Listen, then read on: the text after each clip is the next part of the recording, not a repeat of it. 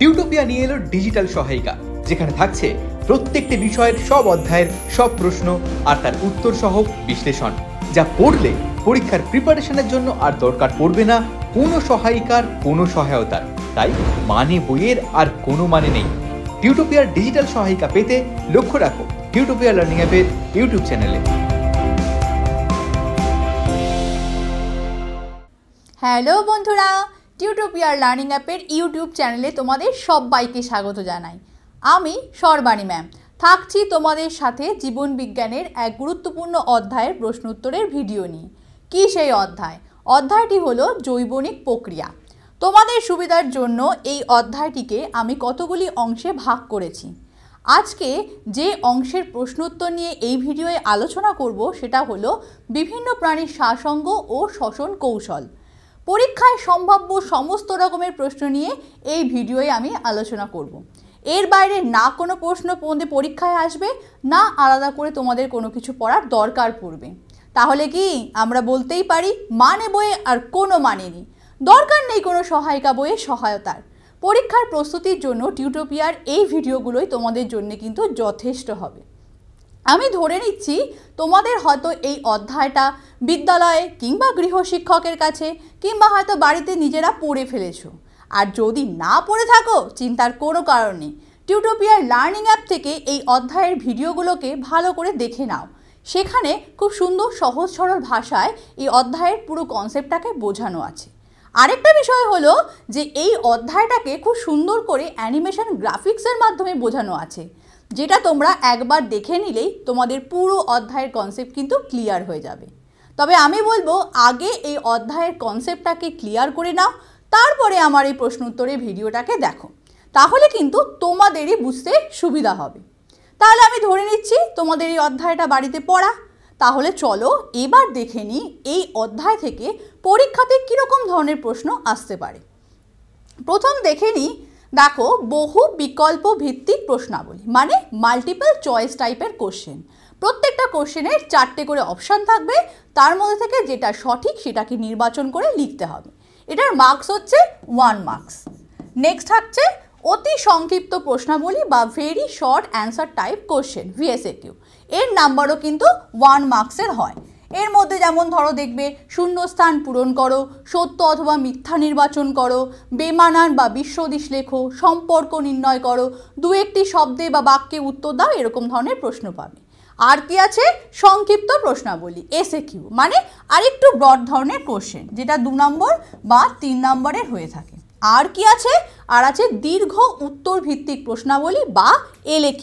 এটা হয় 3 নম্বর বা 5 মার্কসে, অর্থাৎ 3 বা 5 নম্বরের হয়ে থাকে, যার মধ্যে দেখবে ব্রড কোশ্চেন থাকবে, ছবি আঁকা থাকবে, পার্থক্য লেখো, স্তম্ভ মেলাও, এই ধরনের প্রশ্ন পাবে। তোমাদের সুবিধার জন্য আমি এই ভিডিওটাকে প্রশ্নের ধরন অনুযায়ী পর্বভাগে এমনভাবে সেট করেছি যে এই ভিডিওর নিচের টাইম লাইনে তোমরা ঠিক প্রশ্নের ধরন অনুযায়ী যে পর্বভাগটাকে দেখতে চাও, ভিডিওটাকে ড্র্যাগ করে নিয়ে সেই পর্বটাকে কিন্তু দেখে নিতে পারবে এবং তোমাদের খুঁজতেও কিন্তু অনেকটা সুবিধা হবে। তাহলে চলো এবার আমরা চলে আসি আমাদের প্রথম যেটা, সেটা হলো বহু বিকল্প ভিত্তিক প্রশ্ন উত্তর। তার এটার প্রত্যেকটার মান হচ্ছে 1 নাম্বার করে। তার মানে কি মাল্টিপল চয়েস টাইপের কোশ্চেন। কোশ্চেনেতে তোমাদের 3টে বা 4টে করে অপশান দেওয়া হবে, তার মধ্যে থেকে যে উত্তরটা সঠিক সেটাকে তোমাদের নির্বাচন করে লিখতে হবে। তো চলো প্রথম প্রশ্ন দেখে নিই। শ্বসন কি ধরনের বিপাক, অর্থাৎ শ্বসনকে আমরা কি ধরনের বিপাক প্রক্রিয়া বলবো? বলছে অপচিতিমূলক, উপচিতিমূলক, অপচিতি ও উপচিতিমূলক, নাকি এদের কোনোটিই নয়। তো প্রথমে জানতে হবে শ্বসন কি ধরনের প্রক্রিয়া। শ্বসনে দেখা যায় গ্লুকোজের সাথে অক্সিজেন যুক্ত হয় এবং গ্লুকোজটাকে ভেঙে দেয়, ভেঙে দিয়ে কি তৈরি করে? প্রচুর পরিমাণে শক্তি বা এনার্জি তৈরি করছে, যেটা উদ্ভিদ বা যে কোনো প্রাণীর বিভিন্ন রকমের শারীরবৃত্তীয় কাজে কিন্তু সাহায্য করে থাকে। তার মানে আমরা দেখতে পাচ্ছি যে এক্ষেত্রে কি হচ্ছে, যে কোষের যে প্রোটোপ্লাজম তার শুষ্ক ওজন কিন্তু হ্রাস পায় বা কমে যায়। তাহলে এটা হচ্ছে একটি অপচিতিমূলক বিপাক প্রক্রিয়া, যেখানে দেহের শুষ্ক ওজন হ্রাস পায়। পরের প্রশ্ন দেখো, কোন জৈবিক প্রক্রিয়ায় জীব অক্সিজেনকে গ্রহণ করে এবং কার্বন ডাই অক্সাইডকে ত্যাগ করে? প্রথমে আছে কি সালোক সংশ্লেষ। সালোক সংশ্লেষে কি হয়, উদ্ভিদ কার্বন ডাই অক্সাইড গ্রহণ করে অক্সিজেনকে ত্যাগ করে, তাহলে এই প্রক্রিয়াটি হচ্ছে না। নেক্সট আছে কি শ্বসন। শ্বসনে আমরা দেখতে পাই অক্সিজেন গ্রহণ করে এবং কার্বন ডাই অক্সাইড ত্যাগ করে, তাহলে সঠিক উত্তর কি হবে শ্বসন। শোষণ বা পুষ্টিতে কিন্তু এই ধরনের কোনো কিছু লাগছে না, তাহলে সঠিক উত্তর পেলাম শ্বসন।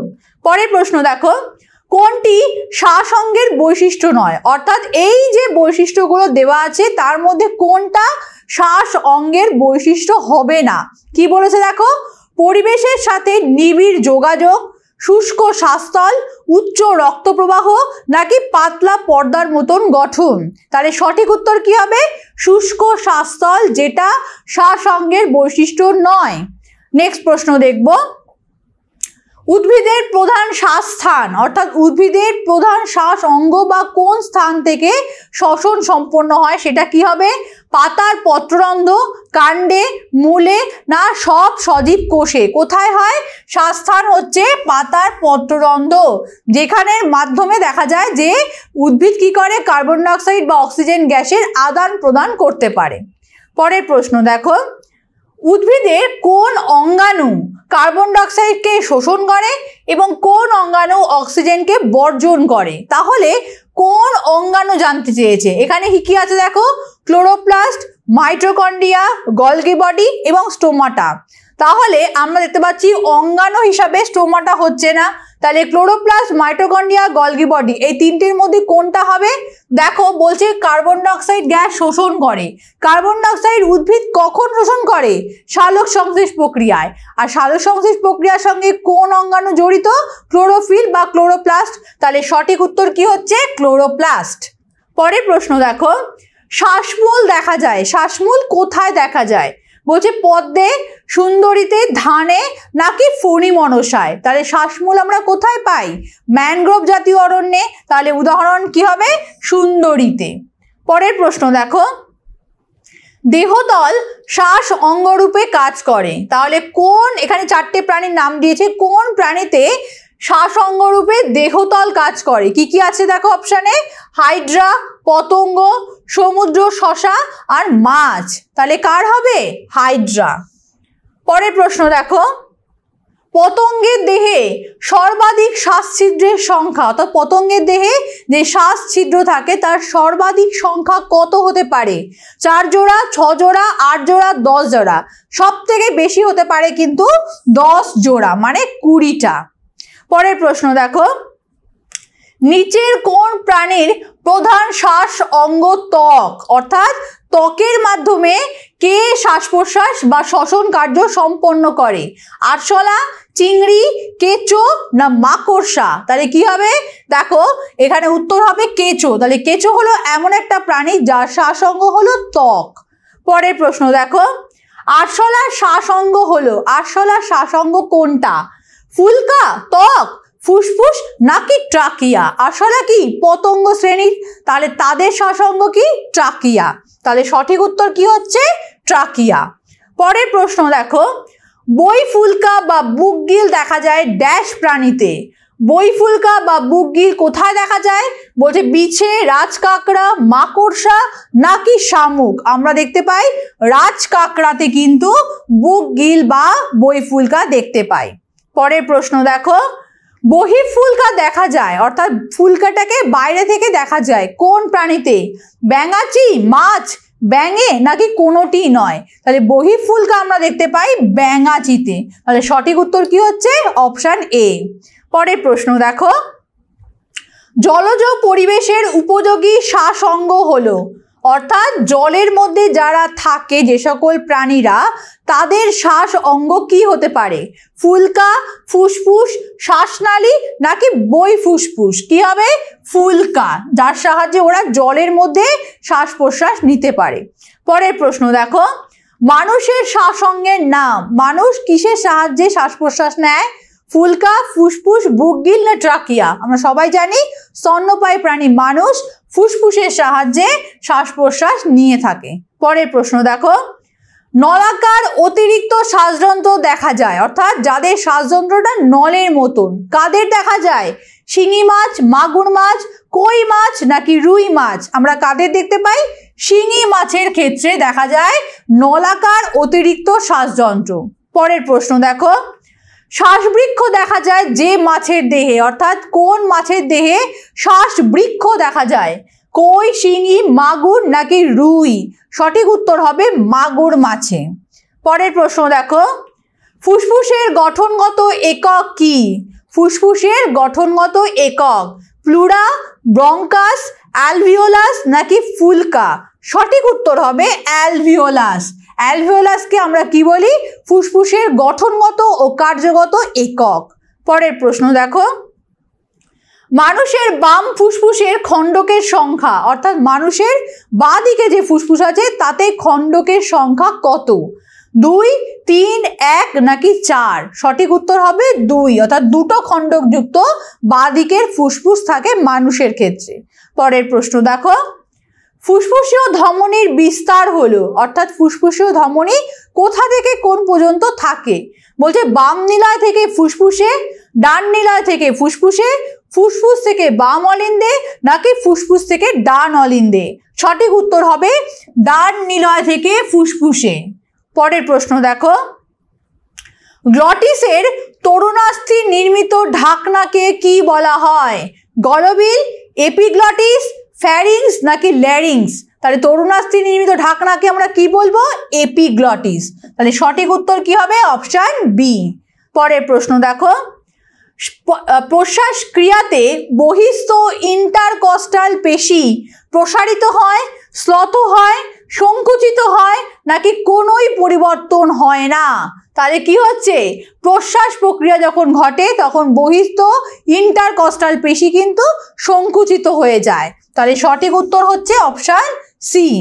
পরের প্রশ্ন দেখো, ডায়াফ্রাম সংকুচিত হলে, ডায়াফ্রাম বা মধ্যচ্ছদা যখন সংকুচিত হয় তখন কি হয়? প্লুরা গহ্বরের চাপ কমে যায়, অ্যালভিওলাই সংকুচিত হয়ে যায়, উদর গহ্বর প্রসারিত হয় নাকি শ্বাসকার্য বন্ধ হয়ে যায়? যখন ডায়াফ্রাম সংকুচিত হয় তখন উদর গহ্বর প্রসারিত হয়। সঠিক উত্তর তাহলে কি হবে? Option C. পরের প্রশ্ন দেখো, বিশ্রামকালীন অবস্থাতে একজন সুস্থ প্রাপ্তবয়স্ক মানুষের প্রতি মিনিটে, অর্থাৎ 1 মিনিটে শ্বাসকার্যের হার কত হবে? যখন একটা মানুষ বিশ্রাম অবস্থায় থাকে তখন প্রতি মিনিটে তার শ্বাসকার্যের হার কত হবে? 100 বার, 5 বার, 12 থেকে 20 বার নাকি 20 থেকে 25 বার? সঠিক উত্তর হবে 12 থেকে 20 বার। পরের প্রশ্ন দেখো, এমফাইসিমা রোগ দেখা যায়। এমফাইসিমা কি? একটা রোগ। কোথায় দেখা যায়? বৃক্কে, হৃৎপিণ্ডে, ফুসফুসে নাকি যকৃতে? তাহলে কি হবে? এটা কিন্তু একটা শ্বাস প্রশ্বাস জনিত বা শ্বসন ক্রিয়ার ব্যাঘাত জনিত এক প্রকার রোগ। তাহলে সঠিক উত্তর কি হচ্ছে? ফুসফুসে। পরের প্রশ্ন দেখো, ফুসফুসে যে রোগে বায়ুথলির স্থিতিস্থাপকতা বা শ্বসনতল হ্রাস পায় সেটা কি? সেটা বলছে ক্যান্সার, ব্রঙ্কাইটিস, এমফাইসিমা নাকি কোনোটি নয়? সঠিক উত্তর হবে এমফাইসিমা। পরের প্রশ্ন দেখো, ধূমপানের ফলে ক্রোম শাখায় প্রদাহ সৃষ্টি হয় যে রোগে, সেটা কি? কথা ক্রোম শাখাতে আমরা এক প্রকার জ্বালা বা প্রদাহ দেখতে পাই, সেটা কি হবে? এমফাইসিমা, ফুসফুসের ক্যান্সার, ব্রঙ্কাইটিস নাকি কোনোটি নয়? যখন ক্রোম শাখা বা ক্লোম শাখায় প্রদাহ হয় তখন সেটা কিসের সাথে সম্পর্কিত? ব্রঙ্কাইটিস রোগের ফলে হয়ে থাকে। তাহলে এই আমরা এতগুলো এমসিকিউ প্রশ্ন দেখলাম। পরীক্ষায় যত রকমের এমসিকিউ আসতে পারে সবটা নিয়েই কিন্তু এখানে আলোচনা করলাম। এবারে তোমরা বলো তো, এই যে এতগুলো এমসিকিউ প্রশ্ন নিয়ে আলোচনা করা হলো, এর মধ্যে থেকে তোমরা কে কতগুলোর সঠিক উত্তর করতে পেরেছো? যদি বেশি প্রশ্নের সঠিক উত্তর না করতে পারো তাহলে কিন্তু বুঝতে হবে তোমাদের প্রিপারেশনের ঘাটতি আছে। কিন্তু পরীক্ষায় ভালো রেজাল্ট তো আমাদের করতেই হবে। তার জন্য কি করতে হবে? আমাদের প্রিপারেশনটাকে সঠিকভাবে চালনা করতে হবে এবং তার জন্য মেনটেন করতে হবে স্টাডি ফ্লো। এই স্টাডি ফ্লোটা কি চলো একবার আমরা দেখে নিই। ক্লাস 9 এর ছাত্রছাত্রীদের জন্য টিউটোপিয়া নিয়ে এলো মেগা স্টাডি প্যাক। পরীক্ষায় দুর্দান্ত রেজাল্ট করতে গেলে যা হতে পারে তোমার নিশ্চিত সাফল্যের সহায়ক। পরীক্ষায় ভালো রেজাল্ট করতে গেলে প্রিপারেশন হতে হবে একেবারে সলিড। আর তার জন্য অনুসরণ করতে হবে যথাযথ স্টাডি ফ্লো। চলো এক ঝলকে দেখে নেওয়া যায় কি হওয়া উচিত তোমার স্টাডি ফ্লো, অর্থাৎ তুমি কিভাবে পড়লে সেই পড়াটা আর কখনো ভুলবে না, আর পরীক্ষায় ভালো নম্বরও পাবে। পড়ার ক্ষেত্রে প্রথমে দরকার কনসেপ্ট, অর্থাৎ বিষয় সম্পর্কে স্বচ্ছ ধারণা। প্রত্যেকটা সাবজেক্টে প্রত্যেকটা চ্যাপ্টার কারোর থেকে বুঝে নেওয়া, তারপর সেই বিষয় রিলেটেড প্রত্যেকটা ডাউটকে ক্লিয়ার করা। এরপরে তৃতীয় ধাপ, সেই চ্যাপ্টারটার উপর সংক্ষেপে একটা ব্রিফ নোট পড়া, এবং চতুর্থ ধাপ হলো সেই চ্যাপ্টারের সম্ভাব্য প্রশ্নোত্তরগুলোকে পড়ে ফেলা, যার উপর নির্ভর করবে তোমার পরীক্ষার সাফল্য। এরপর তোমার প্রস্তুতি কত দূর তার জন্য তোমাকে দিতে হবে চ্যাপ্টার ওয়াইজ মক টেস্ট। তবে শুধুমাত্র টেস্ট দিলেই কিন্তু হবে না, বিশেষজ্ঞ কোনো শিক্ষককে দিয়ে সেই উত্তরপত্র চেক করিয়ে বুঝে নিতে হবে কোথায় কোথায় খামতি রয়েছে। যদি টেস্টের ফল ভালো হয় তবে বুঝতে হবে তোমার প্রস্তুতি কমপ্লিট। এবার তুমি পরের অধ্যায়ে যেতে পারো। আর ফল খারাপ হলে এই পুরো প্রক্রিয়াটা আরও একবার রিভাইজ করতে হবে। তবে বলে রাখি, তোমার এই প্রস্তুতির ক্ষেত্রে তোমার সাহায্য করতে পারে পশ্চিমবঙ্গ বোর্ডের বাংলা মাধ্যমে ছাত্রছাত্রীদের পড়াশোনার জন্য একমাত্র অ্যাপ টিউটোপিয়া। এই পুরো স্টাডি ফ্লোর জন্য টিউটোপিয়াই হলো অল ইন ওয়ান সলিউশন। কিভাবে? Step 1, concept video. টিউটোপিয়া অ্যাপে প্রত্যেক অধ্যায়ের বিষয়গুলো ছোট ছোট টপিকে ভেঙে নিয়ে গ্রাফিক্স অ্যানিমেশনের সাহায্যে এমনভাবে বোঝানো হয়েছে যা তোমাদের পড়তেও ভালো লাগবে আর মনেও থাকবে। Step 2, live class and doubt clearing. Tutopia live ক্লাসে সেই বিষয়গুলোই বোঝানো হয় বিশদে। পাশাপাশি প্রত্যেকটা ক্লাসে থাকে ডাউট ক্লিয়ারিং সেশন, যেখানে সরাসরি তোমাদের সমস্ত ডাউট বা সংশয়ের নিরসন হতে পারে। Step 3, brief notes. নোটসের জন্য টিউটোপিয়ায় তোমরা পাবে স্মার্ট নোটস, যেখানে সংক্ষেপে টু দি পয়েন্টে অধ্যায়ের ব্রিফ নোট তো করাই রয়েছে। Step 4, question and answer. আমাদের অ্যাপের নোটসে প্রশ্নোত্তরের আলোচনা তো থাকছেই, সেই সঙ্গে একটা অধ্যায়ের সব রকমের প্রশ্নোত্তরের জন্য এখন তোমাদের কাছে থাকছে ইউটিউবের এই ক্লাসগুলো, অর্থাৎ টিউটোপিয়া ডিজিটাল সহায়িকা। Step 5, mock test. টেস্ট দেওয়ার জন্য টিউটোপিয়া থাকছে প্রত্যেকটা বিষয়ের অধ্যায় ভিত্তিক mock test. Step 6, answer sheet checking and model answer. উত্তরপত্রের ছবি তুলে আমাদের কাছে পাঠিয়ে দিলে বিশেষজ্ঞ শিক্ষক খাতা দেখে তোমায় জানিয়ে দেবেন তোমার পরীক্ষার মার্কস এবং তাদের পরামর্শ। সেই সঙ্গে তোমরা পেয়ে যাবে মডেল উত্তরপত্র, যা দেখে তোমরা বুঝতে পারবে কিভাবে লিখতে হয় কোনো একটা প্রশ্নের আদর্শ উত্তর। তাহলে হলো কিনা তোমার পারফেক্ট স্টাডি ফ্লো এর অল ইন ওয়ান সলিউশন। আর এই সব কিছু নিয়েই নবম শ্রেণীর ছাত্রছাত্রীদের জন্য টিউটোপিয়ার এই মেগা স্টাডি প্যাক। বিশদে জানতে ফোন করো এই নাম্বারে। তাহলে স্টাডি ফ্লোটা কি জিনিস আমরা দেখে নিলাম। পরীক্ষায় দুর্দান্ত রেজাল্ট করতে গেলে কিন্তু অবশ্যই মেনটেন করতে হবে স্টাডি ফ্লো। এবার চলে আসি আমরা ভিএসএকিউ অর্থাৎ অতি সংক্ষিপ্ত প্রশ্নের মধ্যে। প্রথম আমরা কি দেখব? শূন্যস্থান পূরণ করো, ফিল ইন দ্য ব্ল্যাঙ্কস। তো দেখো প্রথম প্রশ্ন কি আছে, গুল্ম ও বৃক্ষ জাতীয় উদ্ভিদের কাণ্ডে ড্যাশ নামক ছিদ্র থাকে। কি ছিদ্র থাকে? লেন্টিসেল। লেন্টিসেল নামক ছিদ্র থাকে। পরের প্রশ্ন দেখো, ড্যাশের সাহায্যে শ্বাসকার্য চালায় কেঁচো, অর্থাৎ কেঁচো কিসের সাহায্যে শ্বাসকার্য চালাতে পারে? সেটা কি হবে? দেহত্বক। দেহত্বক এর সাহায্যে শ্বাসকার্য চালায় কেঁচো। পরের প্রশ্ন দেখো, শীতঘুমের সময়ে ব্যাং সিক্ত ড্যাশের সাহায্যে শ্বাসকার্য চালায়। কিসের সাহায্যে চালায়? সিক্ত ত্বকের সাহায্যে। পরের প্রশ্ন দেখো, ট্রাকিয়া ড্যাশ শ্রেণীর প্রাণীদের শ্বাসঅঙ্গ, অর্থাৎ ট্রাকিয়া কোন শ্রেণীর প্রাণীদের শ্বাসঅঙ্গ? আমরা সাধারণত আরশোলা বা ফড়িং এদের শ্বাসঅঙ্গ দেখে থাকি ট্রাকিয়া। তাহলে কোন শ্রেণীর হলো?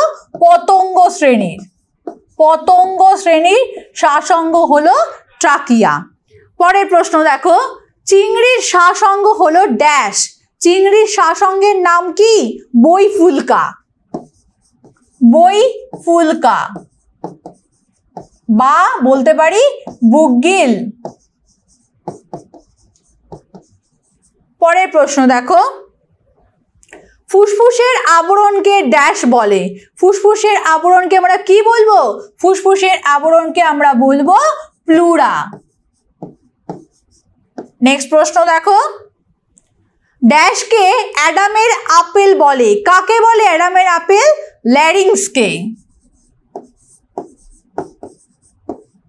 ল্যারিংসকে আমরা অ্যাডামের আপেল বলে থাকি। পরের প্রশ্ন দেখো, মানুষের বক্ষগহ্বর এবং উদরগহ্বরের মাঝে ড্যাশ নামক শ্বাসপেশি বর্তমান। কোন পেশি থাকে? ডায়াফ্রাম, বা এটাকে বলতে পারি মধ্যচ্ছদা। পরের প্রশ্ন দেখো,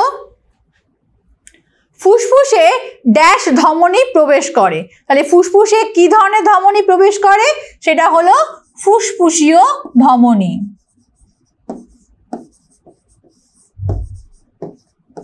নেক্সট প্রশ্ন দেখো, ফুসফুসের মোট বায়ু ধারণ ক্ষমতা ড্যাশ লিটার। অর্থাৎ একটা ফুসফুস কতটা পরিমাণে ম্যাক্সিমাম বায়ু ধারণ করতে পারে? সাধারণত আমরা দেখে থাকি 5 লিটার বায়ুকে ধারণ করতে পারে, তবে সেটা ম্যান টু ম্যান ভ্যারি করে। নেক্সট প্রশ্ন দেখো, সত্য অথবা মিথ্যা নির্ণয় করো। তার মানে কি? এবার আমরা একটা সেন্টেন্স দেখব, সেই সেন্টেন্সটা সত্য অর্থাৎ ট্রু নাকি ফলস সেটা আমাদের নির্বাচন করে লিখতে হবে। তো দেখো প্রথম প্রশ্ন কি বলেছে, উদ্ভিদের বিষমপৃষ্ঠ পাতার উভয় ত্বকে পত্ররন্ধ্রের সমান উপস্থিতি লক্ষ্য করা যায়। বিষমপৃষ্ঠ পাতা কি? যার ওপরতল এবং নিম্নতল কিন্তু আলাদা রকমের হয়। বিষমপৃষ্ঠ পাতার উভয় ত্বকে বলছে পত্ররন্ধ্রের সমান উপস্থিতি লক্ষ্য করা যায় না, নিম্ন ত্বকে আমরা কিন্তু সব থেকে বেশি পত্ররন্ধ্র দেখে থাকি। তাহলে এটা কি হবে? মিথ্যা বাক্য। পরের প্রশ্ন দেখো, অ্যামিবা হাইড্রা দেহতল দিয়ে অভিস্রবণের মাধ্যমে শ্বাসকার্য চালায়। একদম বলা যেতে পারে অ্যামিবা হাইড্রা দেহতল দিয়েই কিন্তু শ্বাসকার্য চালায়, কিন্তু এখানে একটা ভুল হয়ে গেল। কি? অভিস্রবণের মাধ্যমে বলছে। এটা কিসের মাধ্যমে হবে? ব্যাপনের মাধ্যমে। ব্যাপনের মাধ্যমে। তাহলে এটা কি হলো? একদম মিথ্যা একটি বাক্য। তাহলে তোমাদের কি করতে হবে? সেন্টেন্সটাকে ভালো করে পড়ে নিয়ে প্রত্যেকটা শব্দ দেখে নিয়ে তবেই কিন্তু অ্যান্সার করবে। কারণ এই যে যেমন ধরো এরকম একটা সেন্টেন্স দেওয়া হলো, সেখানে কিন্তু দেহতল দিয়ে বললে আমরা কিন্তু সত্য বলে ধরে নেব, কিন্তু কিসের মাধ্যমে? অভিস্রবণের মাধ্যমে কিন্তু নয়। তাহলে কি হবে? ব্যাপনের মাধ্যমে। তাহলে সেন্টেন্সটা কি হলো? মিথ্যা। পরের বাক্য দেখো, তারা মাছের ত্বক হলো শ্বাসঅঙ্গ। তারা মাছের স্কিন বা যে ত্বক সেটা হলো তার শ্বাসঅঙ্গ। এটা কিন্তু সত্য বাক্য। পরের সেন্টেন্স দেখো, টিনিয়া বা ফ্যাসিওলা এদের শ্বাসঅঙ্গ হলো ত্বক। এটা কিন্তু সত্য বাক্য। পরের সেন্টেন্স দেখো, জেলিফিশ, হার্মিফোরা ও বোড়োর শ্বাসঅঙ্গ হলো ট্রাকিয়া। বলছে জেলিফিশ বা হর্মিফোরা বা বোড়ো যার শ্বাসঅঙ্গ কি? ট্রাকিয়া। না, এটা মিথ্যা বাক্য। কারণ এদের শ্বাসঅঙ্গ কি? এরা দেহ ত্বকের মাধ্যমে কিন্তু দেখা যায় যে শ্বাস অঙ্গ এদের বা শ্বাস প্রশ্বাস নিতে পারে। তাহলে ট্রাকিয়া কাদের শ্বাসঅঙ্গ? ট্রাকিয়া হলো পতঙ্গ শ্রেণীর শ্বাসঅঙ্গ। তাহলে এই বাক্যটা কি? মিথ্যা বাক্য। পরের সেন্টেন্স দেখো, স্পাইরাকাল পতঙ্গ শ্রেণীর প্রাণীদের শ্বাসকার্যে সাহায্য করে। স্পাইরাকাল হলো পতঙ্গ শ্রেণীর প্রাণীদের শ্বাস ছিদ্র। তাহলে এটা কি হলো? সত্য বাক্য। পরের সেন্টেন্স দেখো, মাছের শ্বাসঅঙ্গ হলো ফুসফুস। মাছের শ্বাসঅঙ্গ বলছে ফুসফুস। এটা কিন্তু ফুসফুস হবে না, কি হবে? ফুলকা। তাহলে এই সেন্টেন্সটা কি? মিথ্যা। পরের সেন্টেন্স দেখো, বায়ুথলি পাখির ফুসফুসের সাথে যুক্ত থাকে। অর্থাৎ বলছে পাখি বা পক্ষী শ্রেণীর যে ফুসফুস তাদের সাথে বায়ুথলি যুক্ত থাকে। এটা কিন্তু সত্য বাক্য।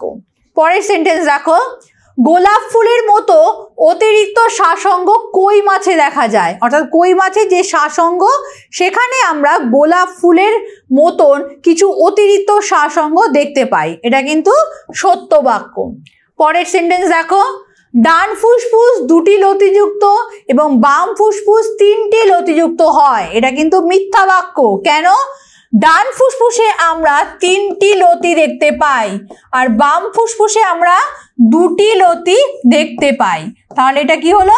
মিথ্যা বাক্য বা ফলস সেন্টেন্স।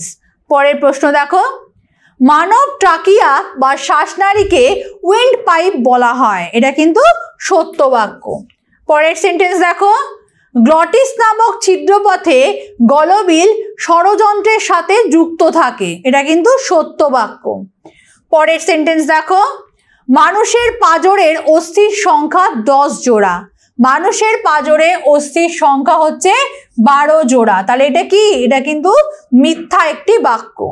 পরের সেন্টেন্স দেখো, মানুষের 2 প্রকার ইন্টারকস্টাল পেশির সংখ্যা 12 জোড়া, 2 প্রকার যে ইন্টারকস্টাল পেশি মানুষের দেহে থাকে তার সংখ্যা হচ্ছে 11 জোড়া, তাহলে এটা কি হলো? এটা মিথ্যা একটি বাক্য।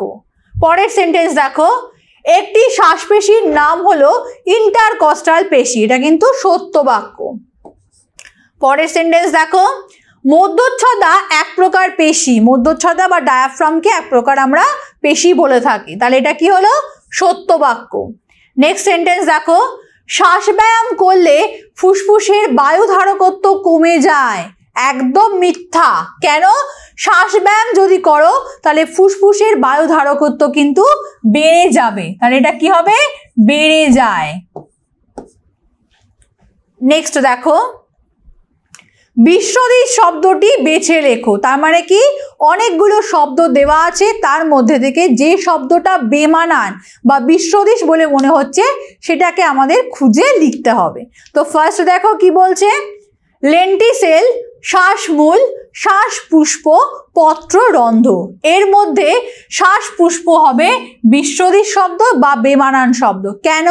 কারণ দেখো, লেন্টিসেল, শ্বাসমূল বা পত্ররন্ধ্র এই তিনটেই হচ্ছে উদ্ভিদের শ্বসন স্থল, অর্থাৎ যার মাধ্যমে ওরা শ্বসন ক্রিয়া সম্পন্ন করতে পারে।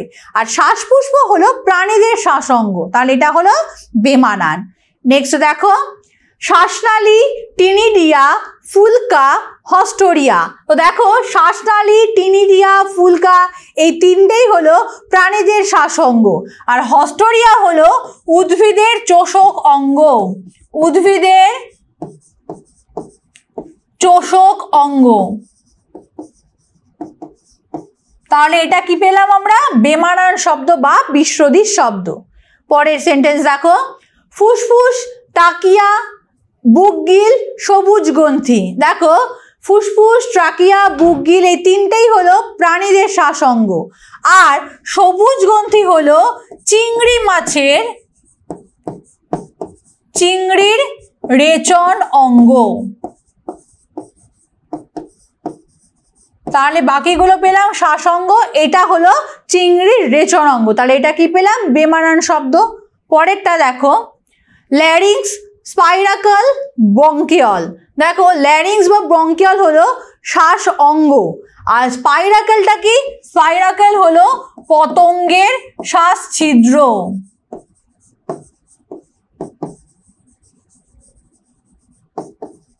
তাহলে বেমানান কোনটা পেলাম? স্পাইরাকল। পরেরটা দেখো, শিঙি, কই, রুই, মাগুর এই চারটের মধ্যে বেমানান কোনটা? রুই। কেন?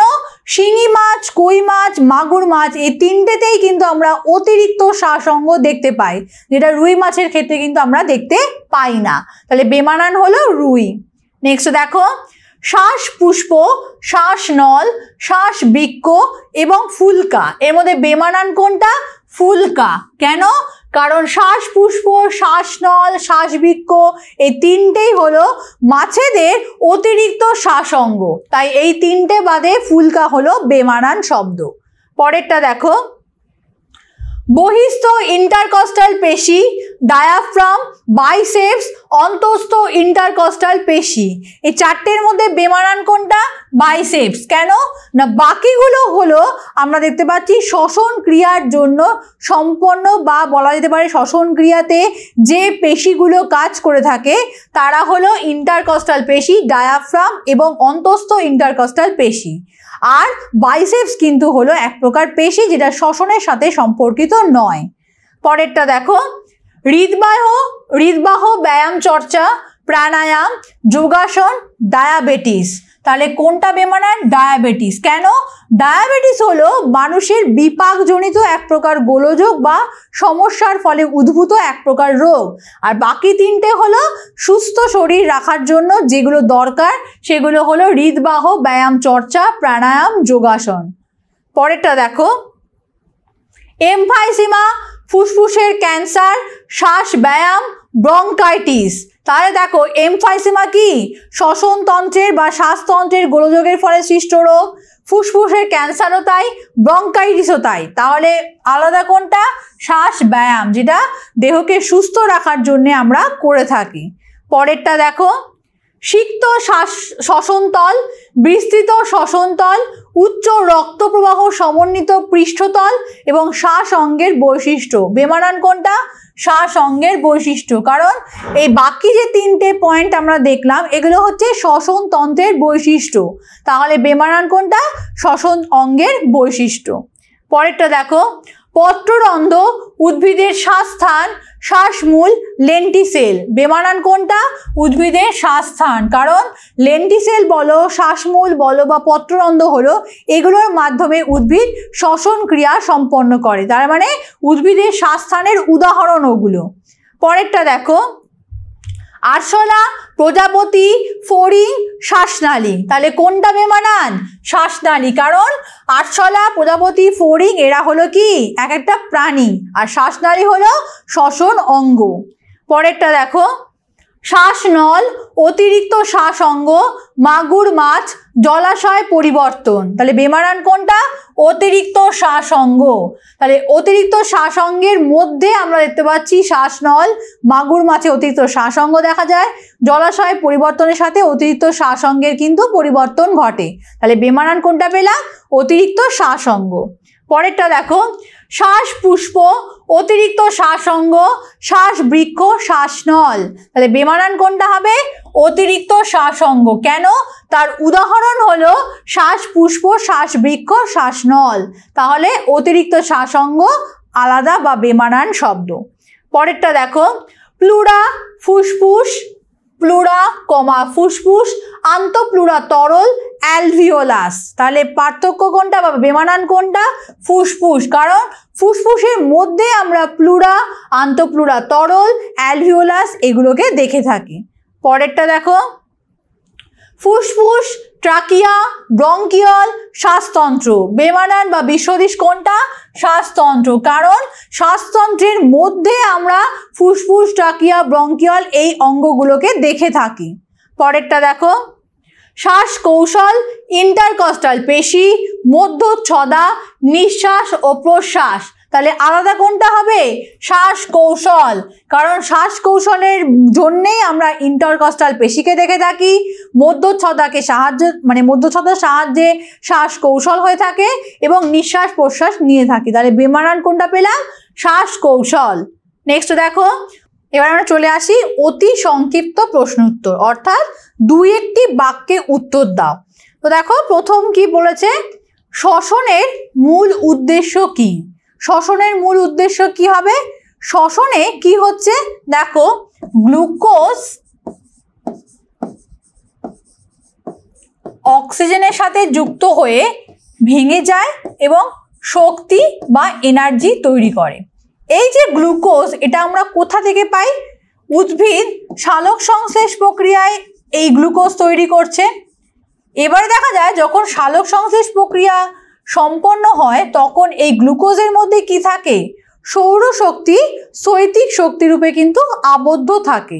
তাহলে সেই সৌরশক্তি যেটা গ্লুকোজের মধ্যে জমা আছে, অক্সিজেনের সাথে যুক্ত হয়ে যখন সেটা ভেঙে যায় তখন কি হচ্ছে? দেখা যাচ্ছে তাপ বা গতিশক্তি রূপে কিন্তু ভেঙে যাচ্ছে। তার মানে শ্বসনের মূল উদ্দেশ্য হলো সালোক সংশ্লেষ প্রক্রিয়ায় যে গ্লুকোজ দেওয়া খাবারটা তৈরি হচ্ছে সেই খাবারের মধ্যে কি থাকছে? সৌরশক্তি স্থৈতিক শক্তিরূপে জমা থাকছে। সেই সূর্যালোকের স্থৈতিক শক্তি ভেঙে গিয়ে তাপ বা গতিশক্তি রূপে যে রূপান্তরিত হওয়া বা তৈরি হওয়া, সেটা হলো শ্বসনের মূল উদ্দেশ্য। পরের প্রশ্ন দেখো, শ্বসন কখন ঘটে? শ্বসন সজীব কোষে দিবারাত্র ঘটে থাকে, মানে আমরা দিন রাত সব সময় কিন্তু এই শ্বসন প্রক্রিয়া সজীব কোষে দেখতে পাই। পরের প্রশ্ন দেখো, শ্বাসতলের দুটি বৈশিষ্ট্য লেখো। শ্বাসতলের বৈশিষ্ট্য কি?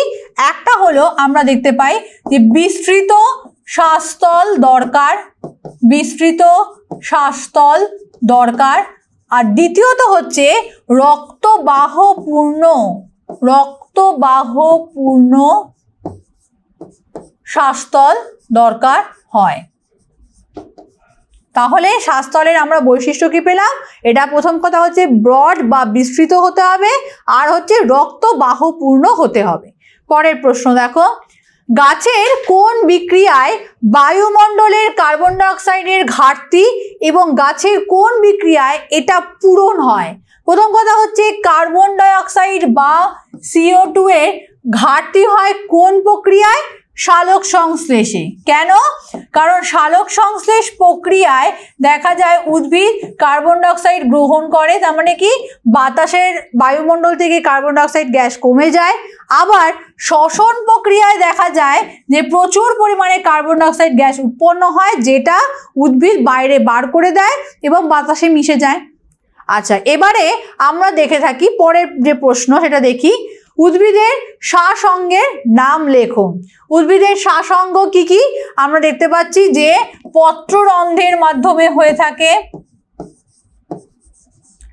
নেক্সট আমরা দেখতে পাই লেন্টিসেলের মাধ্যমে হয়ে থাকে। আর কি দেখতে পাই? কিছু কিছু উদ্ভিদে শ্বাসমূল দেখতে পাই, যেমন সুন্দরী, গরান, গেওয়া, এরকম কিছু ম্যানগ্রোভ উদ্ভিদ আছে যাদের শ্বাসমূল দেখতে পাই। তো এইগুলো হলো উদ্ভিদের এক একটি শ্বাস অঙ্গ।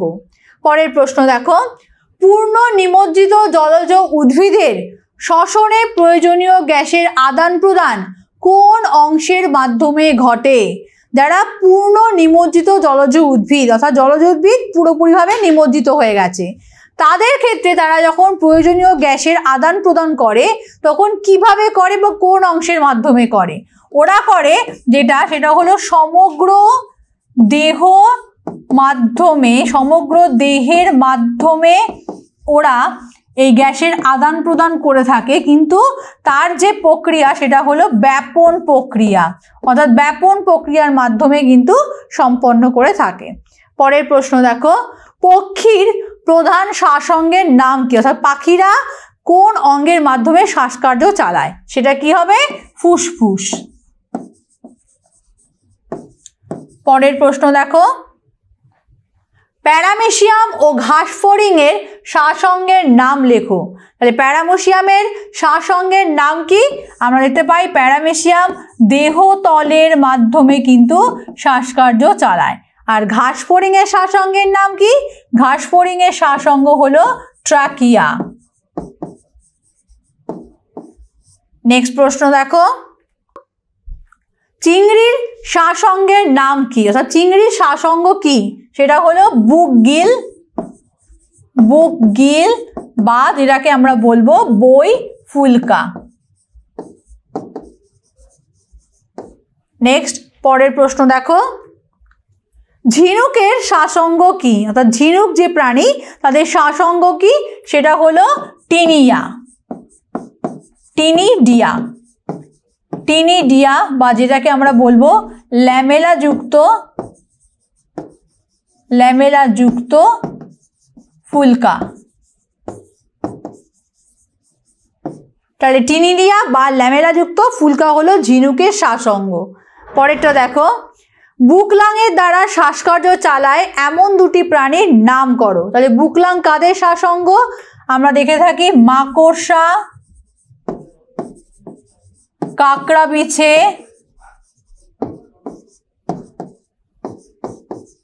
এদের শ্বাসঅঙ্গ কি? সেটা হলো বুকলাং। পরের প্রশ্ন দেখো, প্রাণীর শ্বাসকার্যে সাহায্যকারী দুটি অঙ্গের নাম করো। কি কি হবে? যেমন ধরো ফুসফুস, আর কি হতে পারে? ফুলকা। নেক্সট প্রশ্ন দেখো, দুটি জলজ প্রাণীর নাম করো যাদের শ্বাসঅঙ্গ ফুসফুস, অর্থাৎ ফুসফুসের মাধ্যমে শ্বাসকার্য চালায় এমন দুটো জলজ প্রাণীর নাম করতে হবে। তাহলে কি কি হতে পারে? তিমি আর কি হতে পারে? ডলফিন, যারা জলে থাকে অথচ এদের শ্বাসঅঙ্গ হলো ফুসফুস। পরের প্রশ্ন দেখো, কুমির ও তিমির শ্বাসযন্ত্রের নাম কি? কুমির আর তিমির শ্বাসযন্ত্র কি হবে? ফুসফুস। নেক্সট প্রশ্ন দেখো, মানব দেহে ফুসফুস দুটির অবস্থান কোথায়? অর্থাৎ মানুষের দেহে ফুসফুস দুটো কোথায় থাকে? প্রথম কথা হলো আমরা হৃৎপিণ্ডের দুপাশে দেখতে পাই এবং সেটা কোথায়? মধ্যচ্ছদার ওপরে অবস্থিত এই ফুসফুস। নেক্সট দেখো, অ্যালভিওলাই কি? অ্যালভিওলাই আমরা কাকে বলবো? এটা হলো ফুসফুসের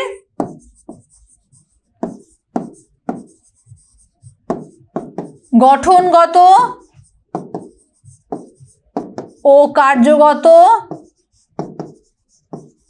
একক, যাকে আমরা কি বলছি? অ্যালভিওলাই। পরের প্রশ্ন দেখো, একটি প্রাণীর নাম করো যা জল এবং বায়ু উভয় পরিবেশেই শ্বাসকার্য চালাতে পারে। তাহলে কি হবে? কই মাছ। কই মাছ হলো এমন একটি প্রাণী যে জল এবং স্থল অর্থাৎ বায়ু সব জায়গাতেই শ্বাসকার্য চালাতে পারে। নেক্সট প্রশ্ন দেখো, অ্যালভিওলাই কোথায় থাকে? অ্যালভিওলাই কোথায় দেখতে পাই? ফুসফুসে, কারণ ফুসফুসের গঠনগত এবং কার্যগত একক কি? অ্যালভিওলাই। নেক্সট প্রশ্ন দেখো, মানব দেহে অ্যালভিওলাই এর সংখ্যা কত? অর্থাৎ মানুষের দেহে এই যে অ্যালভিওলাই থাকছে ফুসফুসের মধ্যে, তার পরিমাণ বা সংখ্যা কত? কত হবে?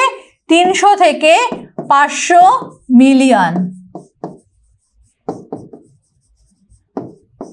নেক্সট প্রশ্ন দেখো, মানুষের শ্বাসনালীতে বায়ু না থাকলেও সেটা চুপসে যায় না কেন? অর্থাৎ শ্বাসনালীর মধ্যে বায়ু নেই, তবুও কেন চুপসে যায় না? কারণ এখানে দেখা যায় সি আকৃতি বিশিষ্ট তরুণাস্থি নির্মিত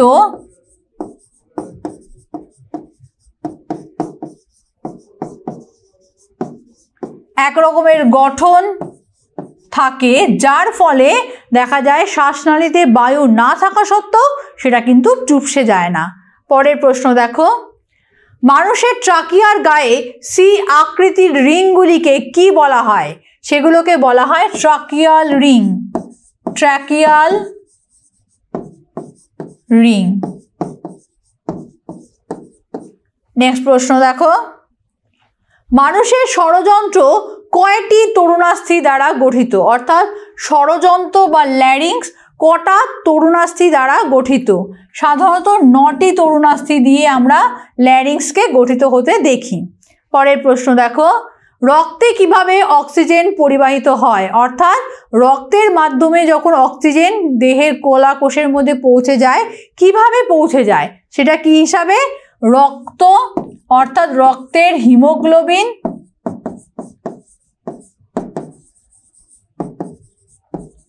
হিমোগ্লোবিন তার সাথে অক্সিজেন যুক্ত হয়ে কি তৈরি করে? অক্সিহিমোগ্লোবিন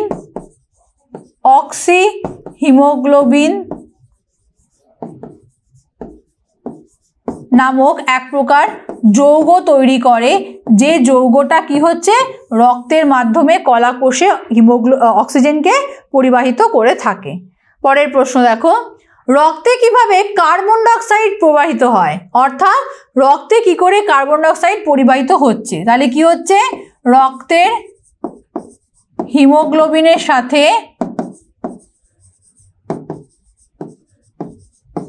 কি যুক্ত হচ্ছে?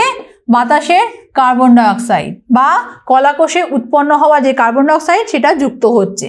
যুক্ত হয়ে কি তৈরি করছে? কার্বামিনো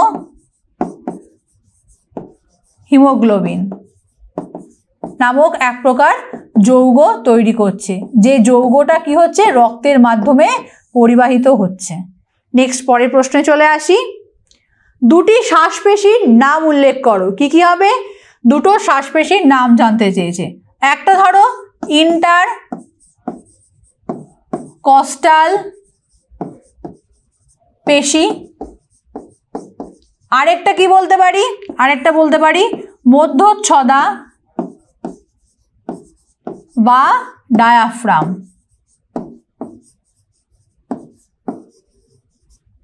নেক্সট পরের প্রশ্ন দেখো, ফুসফুসকে সুস্থ রাখার দুটো উপায় কি কি? অর্থাৎ ফুসফুসকে ভালো রাখতে গেলে দুটো উপায়ের নাম বা পথ উল্লেখ করতে হবে। কি কি করতে হবে? যেমন ধরো যোগ ব্যায়াম করতে হবে, যোগ ব্যায়াম করতে হবে, প্রাণায়াম করতে বলতে পারো, প্রাণায়াম। আর কি উল্লেখ করতে পারো? ধূমপান ত্যাগ। এর মধ্যে যে কোনো দুটো লিখে দিতে পারো। পরের প্রশ্ন দেখো, প্লুরিসি বা প্লুরাইটিস কি? অর্থাৎ এটা কি? প্লুরাতে আমরা, প্লুরা কাকে বলবো? ফুসফুসের যে আবরণ তাকে আমরা বলছি প্লুরা। তো এই প্লুরার মধ্যে এক প্রকার প্রদাহ বা বলা যেতে পারে প্লুরার এক প্রকার ব্যাঘাত বা যদি দেখা যায় কোনো সমস্যা বা রোগ হয়ে থাকে তাহলে সেটাকে আমরা প্লুরিসি বা প্লুরাইটিস বলে থাকি। পরের প্রশ্ন দেখো, ফুসফুস ক্যান্সারের একটি কারণ লেখো। ফুসফুসে যে ক্যান্সার হয় তার কারণ কি হতে পারে? সেটা হতে পারে ধূমপান।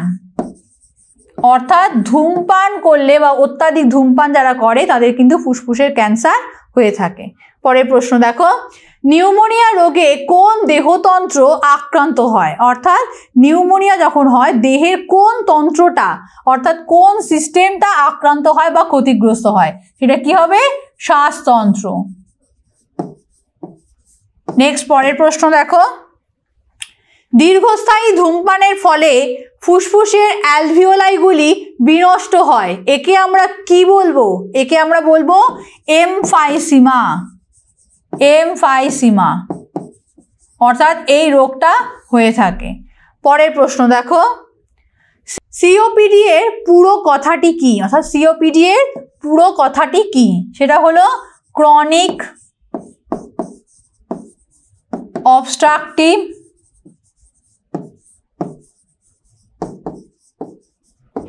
পালমোনারি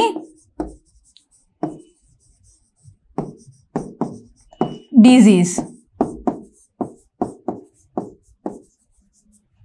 তাহলে কি হলো? C for chronic, O for obstructive, P for pulmonary আর ডি ফর ডিজিজ। নেক্সট দেখো সংক্ষিপ্ত প্রশ্ন উত্তর। এবার আমরা চলে এলাম কি এসএকিউতে। তো দেখো ফার্স্ট প্রশ্ন কি বলছে, শ্বসন কাকে বলে? শ্বসন কি? এটা হলো এমন এক প্রকার জৈব রাসায়নিক অপচিতিমূলক প্রক্রিয়া যেখানে আমরা দেখতে পাই মুক্ত অক্সিজেনের উপস্থিতিতে অথবা অনুপস্থিতিতে শ্বসন বস্তু, ধরো গ্লুকোজ হতে পারে বা অন্য কিছু হতে পারে, মোট কথা শ্বসন বস্তুর সম্পূর্ণ হতে পারে বা অসম্পূর্ণ হতে পারে, তার জারণ ঘটে এবং প্রচুর পরিমাণে স্থৈতিক শক্তি তাপ শক্তিতে রূপান্তরিত হয়ে শক্তির মুক্তি ঘটায়। সেই প্রক্রিয়াকে আমরা বলবো হচ্ছে শ্বসন প্রক্রিয়া। তাহলে আমরা কি কি পেলাম? এটা হচ্ছে এক প্রকার অপচিতিমূলক প্রক্রিয়া, অপচিতিমূলক জৈব রাসায়নিক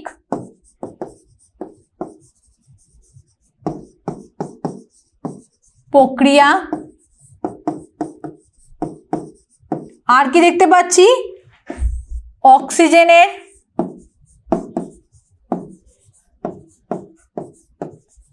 উপস্থিতি বা অনুপস্থিতিতে ঘটতে পারে, উপস্থিতি বা অনুপস্থিতিতে ঘটতে পারে। আর কি দেখলাম? শ্বসন বস্তুর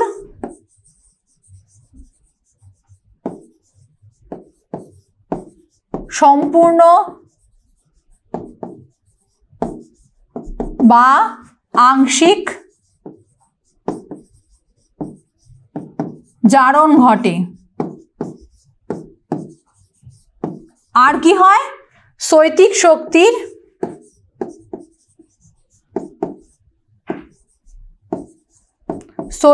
শক্তির তাপ বা গতিশক্তি রূপে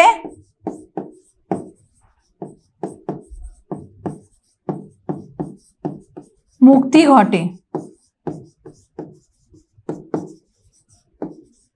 তাহলে কি পেলাম? এটি এক প্রকার জৈব রাসায়নিক অপচিতিমূলক প্রক্রিয়া যেখানে মুক্ত অক্সিজেনের উপস্থিতি বা অনুপস্থিতিতে ঘটে, শ্বসন বস্তুর সম্পূর্ণ বা আংশিক জারণ ঘটে, আর কি হয়, শৈতিক শক্তি তাপ বা গতিশক্তি রূপে মুক্ত হয়, তাকে আমরা বলছি শ্বসন প্রক্রিয়া।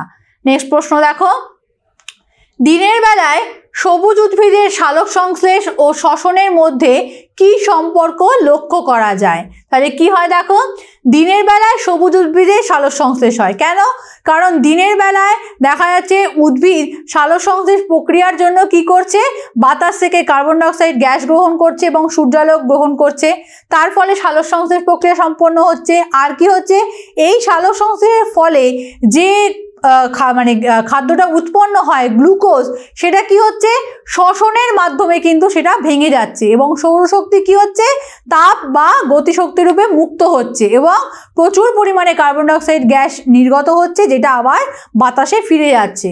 তাই সালোক সংশ্লেষ এবং শ্বসন দিনের বেলায় কিন্তু সাইমালটেনিয়াসলি উদ্ভিদের দেহে চলতে থাকে।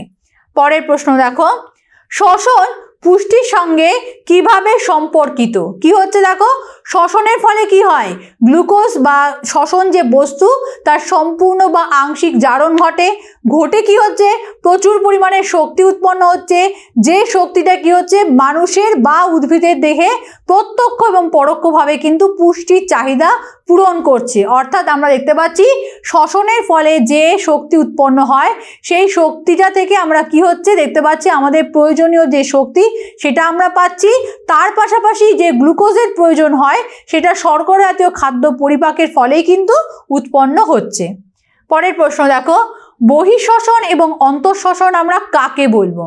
বহিঃশ্বসনটা কি না, এটা হলো এমন এক প্রকার ভৌতিক ও যান্ত্রিক পদ্ধতি যেখানে জীবের শ্বাসঙ্গের মাধ্যমে পরিবেশ এবং দেহ তরলের মধ্যে শ্বাসবায়ুর আদান প্রদান ঘটে। আর অন্তঃশ্বসনে কি হয়, দেখা যাচ্ছে এটা এমন এক প্রকার ভৌত রাসায়নিক প্রক্রিয়া যেখানে আমরা দেখতে পাই জীবদেহে দেহ তরল এবং কলাকোষের মধ্যে শ্বাসবায়ুর আদান প্রদান ঘটছে এবং কলাকোষের মধ্যে জারিত খাদ্যবস্তু থেকে তাপ শক্তির মুক্তি ঘটে, তাকে আমরা বলছি অন্তঃশ্বসন। তার মানে বহিঃশ্বসনে কিন্তু আমরা তাপ শক্তির মুক্তি ঘটতে দেখছি না। তাহলে এই গেল সম্পর্ক বা পার্থক্য। পরের প্রশ্ন দেখো, উপযুক্ত শ্বাসঙ্গের বৈশিষ্ট্যগুলো কি কি? কি কি দেখতে পাবো? প্রথম হচ্ছে সিক্ত আমরা শ্বসন তল দেখে থাকি, অর্থাৎ উপযুক্ত যেটাকে আমরা বলবো শ্বাসঙ্গ, সেখানে আমরা সিক্ত শ্বসন তল দেখে থাকি। অর্থাৎ আমরা দেখতে পাই যে শ্বাসঙ্গের যে শ্বসন তল সেটা সবসময় সিক্ত থাকা আবশ্যক, তাহলেই কিন্তু ব্যাপন প্রক্রিয়ার মাধ্যমে গ্যাসের আদান প্রদান ঘটতে সুবিধা হবে। আর আমরা কি দেখতে পাই? আর দেখতে পাই হচ্ছে উপযুক্ত শ্বাস অঙ্গের জন্য উপযুক্ত শ্বাস অঙ্গের দরকার হয়। অর্থাৎ আমরা যে প্রাণীর ক্ষেত্রে যে ধরনের শ্বাস অঙ্গ দরকার সেটাই কিন্তু থাকতে হবে। তার মানে কি শ্বাস অঙ্গ উপযুক্ত হওয়া দরকার। তার মানে প্রাণী বিশেষে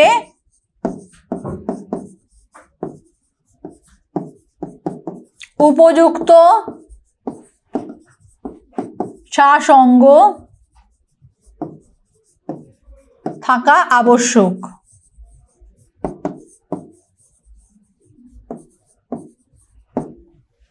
নেক্সট আমরা কি দেখতে পাই? বিস্তৃত শ্বসন তল, অর্থাৎ শ্বসন তলকে বিস্তৃত হতে হবে। বিস্তৃত শ্বসন তল অর্থাৎ ব্রড হতে হবে। আর কি দেখতে পাই? উচ্চ রক্তবাহ সমন্বিত পৃষ্ঠতল হতে হবে। তার মানে কি এই শ্বসন তলে উচ্চ রক্তবাহ সমন্বিত হতে হবে। উচ্চ রক্তবাহ সমন্বিত পৃষ্ঠতল যুক্ত শ্বাসঅঙ্গ হতে হবে, তাহলে সেটা হবে একমাত্র শ্বাসঅঙ্গের সঠিক বৈশিষ্ট্য বা উপযুক্ত বৈশিষ্ট্য। পরের প্রশ্ন দেখো, পত্ররন্ধ্র কাকে বলে? এর গুরুত্ব লেখো। পত্ররন্ধ্র কি? পাতার বহির্ত্বকে আমরা রক্ষীকোষ দ্বারা ঘেরা বা আবদ্ধ বা বলা যেতে পারে বেষ্টিত এক প্রকারের ছিদ্র দেখতে পাই, যেটাকে আমরা পত্ররন্ধ্র বা স্টোমাটা বলে থাকি। যদি ছবি আঁকি তাহলে দেখো, এটা যদি পাতা হয় তাহলে আমরা দেখে থাকি যে এরকম ছিদ্র বিশিষ্ট, এটাকে বলবো পত্ররন্ধ্র, এবং সেটা কি বেষ্টিত হয়ে থাকে? দেখা যায় যে সেটা রক্ষী কোষ বেষ্টিত হয়ে থাকে বা গার্ড সেল বেষ্টিত হয়ে থাকে। এরকম পাতার মধ্যে আমরা অসংখ্য ছিদ্র দেখতে পাই, যেটা আমরা দেখতে পাচ্ছি যে কিসে সাহায্য করছে, বাতাসের অর্থাৎ কার্বন ডাই অক্সাইড বা অক্সিজেনের আদান প্রদানে সাহায্য করে থাকে, জলীয় বাষ্প বার করতে সাহায্য করে থাকে, তারপরে হরমোন বা উৎসেচকের ক্ষরণ বা বলা যেতে পারে আদান প্রদান, এগুলোর জন্য কিন্তু পত্ররন্ধ্র সাহায্য করে থাকে। পরের প্রশ্ন দেখো, লেন্টিসেল কাকে বলবো, এর গুরুত্ব কি? গুল্ম এবং বৃক্ষজাতীয় উদ্ভিদের কাণ্ডের ত্বকে আমরা এক প্রকার ক্ষুদ্র ক্ষুদ্র লেন্সের মতন কিছু উঁচু ফাটল দেখতে পাই, যাদেরকে আমরা বলে থাকি লেন্টিসেল। এর গুরুত্ব কি? উদ্ভিদের ক্ষেত্রে শ্বাস অঙ্গরূপে এই লেন্টিসেল কিন্তু কাজ করে থাকে। আবার এই লেন্টিসেল কিন্তু বাষ্পমোচনেও সাহায্য করে থাকে। পরের প্রশ্ন দেখো, উদ্ভিদের শ্বাসমূল কি, এর কাজ কি? শ্বাসমূলটা কি? দেখতে পাবে যে ম্যানগ্রোভ জাতীয় অরণ্যেতে সুন্দরী গরান গেওয়া এই ধরনের কিছু লবণাম্ব উদ্ভিদে কি হয়, যখন সমুদ্রের তীরবর্তী এই গাছগুলো থাকে, সমুদ্রের জল আস্তে আস্তে করে সেখানকার স্থলভাগের মধ্যে প্রবেশ করে এবং সেখানকার মাটি কি হয়ে যায়, লবণাক্ত হয়ে যায়। তো এই লবণাক্ত মাটি থেকে যথার্থ যে অক্সিজেন বা কার্বন ডাই অক্সাইড উদ্ভিদেরা গ্রহণ করতে পারে না, তার ফলে কি হয়, তাদের শ্বসনে ব্যাঘাত ঘটে। এই সমস্যার সমাধানের জন্য এই ধরনের উদ্ভিদের আমরা দেখতে পাই মাটির নিচ থেকে এক প্রকারের মূল উঠে আসে, যে মূলগুলোর গায়ে অসংখ্য ছোট ছোট ছিদ্র থাকে। এই ছিদ্রগুলোর মাধ্যমে ওরা শ্বাসবায়ুকে আদান প্রদান করতে পারে। তো এইগুলোকে আমরা বলে থাকি শ্বাসমূল বা বলা যেতে পারে নিউম্যাটোফোর। নিউম্যাটোফোর।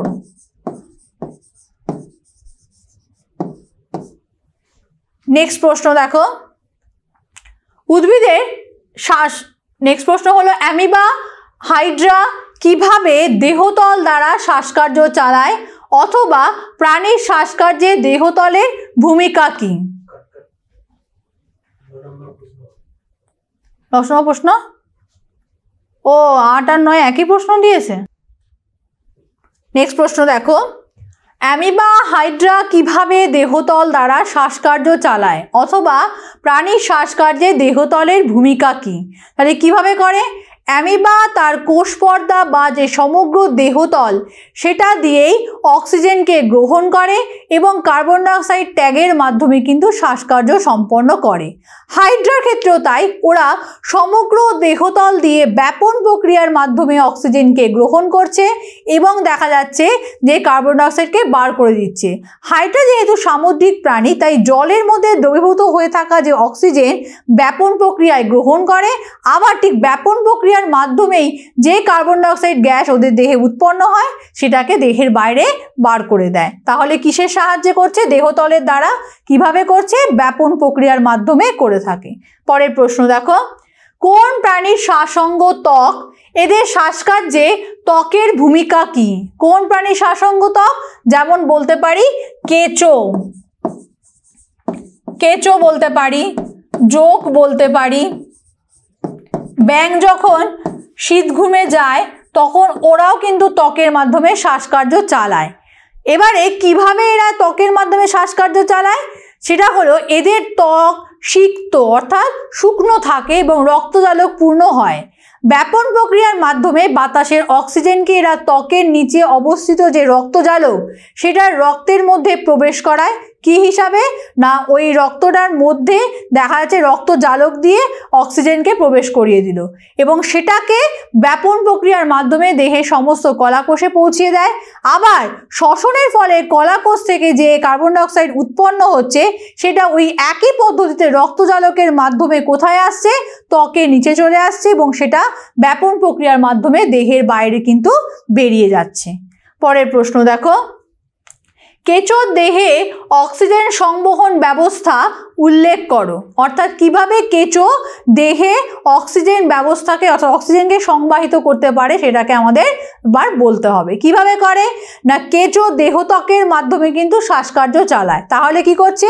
বাতাস থেকে অক্সিজেনকে গ্রহণ করছে, সেই অক্সিজেন দেখা যাচ্ছে ওদের দেহত্বকের নিচে জমা হচ্ছে। এবারে ব্যাপন প্রক্রিয়ার মাধ্যমে সেটা দেহে প্রবেশ করলো, রক্তজালকের মধ্যে চলে আসছে, ত্বক থেকে রক্তজালকে আসছে, রক্তজালক কি করছে, সেই অক্সিজেনটাকে বয়ে নিয়ে সারা দেহের কলাকোষের মধ্যে পৌঁছে যাচ্ছে।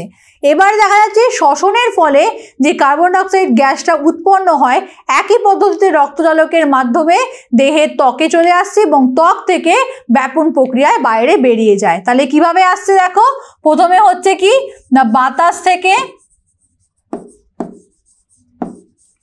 অক্সিজেন গ্রহণ করে ব্যাপন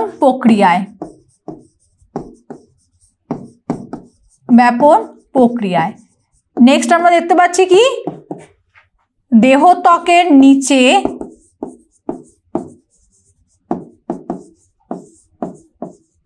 থাকা রক্তজালক অক্সিজেন গ্রহণ করে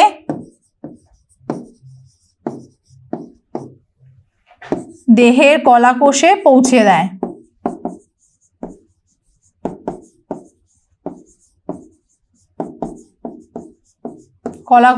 পৌঁছে দেয়।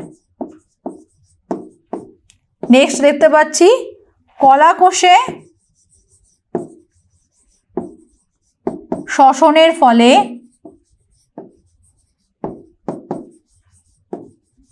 উৎপন্ন হওয়া কার্বন ডাইঅক্সাইড একই পদ্ধতিতে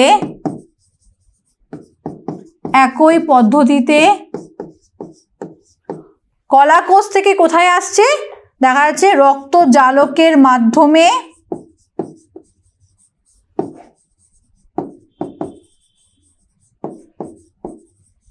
ত্বকে আসে।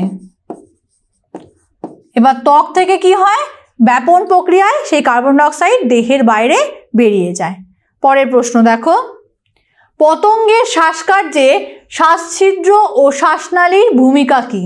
তাহলে পতঙ্গের শ্বাসছিদ্রের ক্ষেত্রে আমরা শ্বাসছিদ্র এবং শ্বাসকার্যের ক্ষেত্রে শ্বাসছিদ্র এবং শ্বাসনালীর কি ভূমিকা সেটা দেখব। কি করছে, পতঙ্গ শ্রেণীভুক্ত প্রাণীরা দেখা যায় তাদের প্রধান শ্বাসঅঙ্গ কি, ট্রাকিয়া।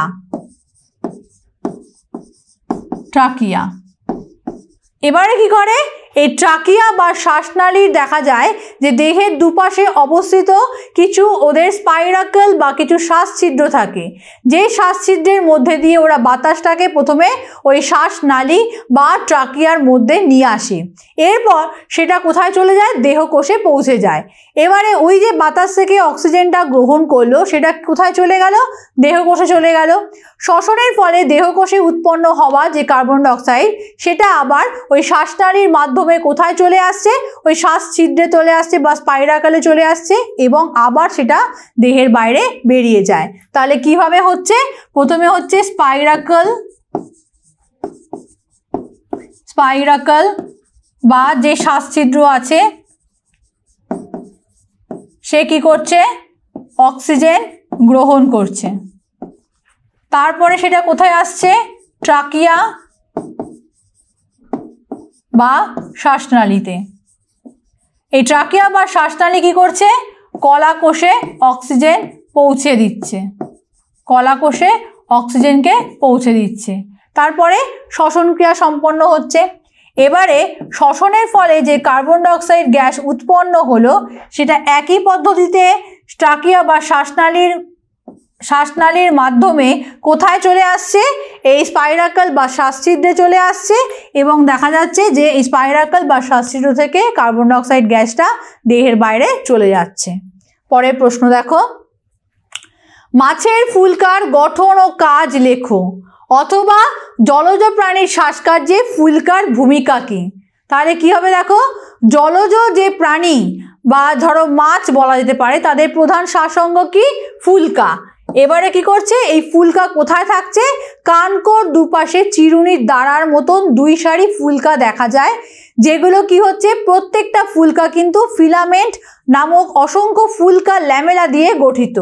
এবারে কি হলো, কি কাজ করে থাকে না, যখন এই ফুলকাগুলো রক্তজালকপূর্ণ হয়ে যায় তারপরে দেখা যাচ্ছে সেই রক্তজালকপূর্ণ ফুলকা জলের মধ্যে দ্রবীভূত হয়ে থাকা অক্সিজেনকে ব্যাপন প্রক্রিয়ায় গ্রহণ করছে এবং রক্তজালকের মাধ্যমে কিন্তু রক্তে প্রবেশ করিয়ে সারা দেহের কলাকোষে পৌঁছে দিচ্ছে। আবার শ্বসনের ফলে যে কার্বন ডাইঅক্সাইড গ্যাসটা তৈরি হচ্ছে সেটা ওই রক্তজালকের মাধ্যমে কোথায় আসছে, ফুলকার মধ্যে আসছে এবং ফুলকা থেকে সেটা কিন্তু আবার ব্যাপন প্রক্রিয়ায় বেরিয়ে যাচ্ছে। তাহলে আমরা কি দেখলাম, মাছের ফুলকা কোথায় থাকছে, কানকোর দুপাশে চিরুনির মতন থাকছে, সারি বিশিষ্ট হয়ে থাকে এবং এই ফুলকা রক্তজালকপূর্ণ হয়, বাতাস থেকে ব্যাপন প্রক্রিয়ায় অক্সিজেনকে গ্রহণ করছে, কলাকোষে পৌঁছে দিচ্ছে, কলাকোষে শ্বসনের ফলে উৎপন্ন হওয়া কার্বন ডাইঅক্সাইড গ্যাস আবার রক্তজালকের মাধ্যমে ফুলকায় আসছে, ফুলকা থেকে সেটা আবার দেহের বাইরে বেরিয়ে যাচ্ছে।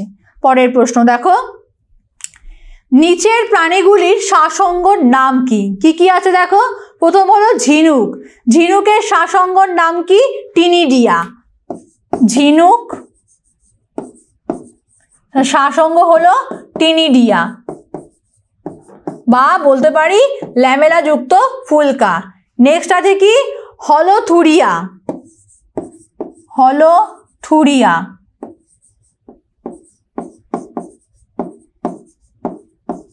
তার শ্বাসঙ্গের নাম কি? শ্বাসঙ্গ হলো জল ফুসফুস।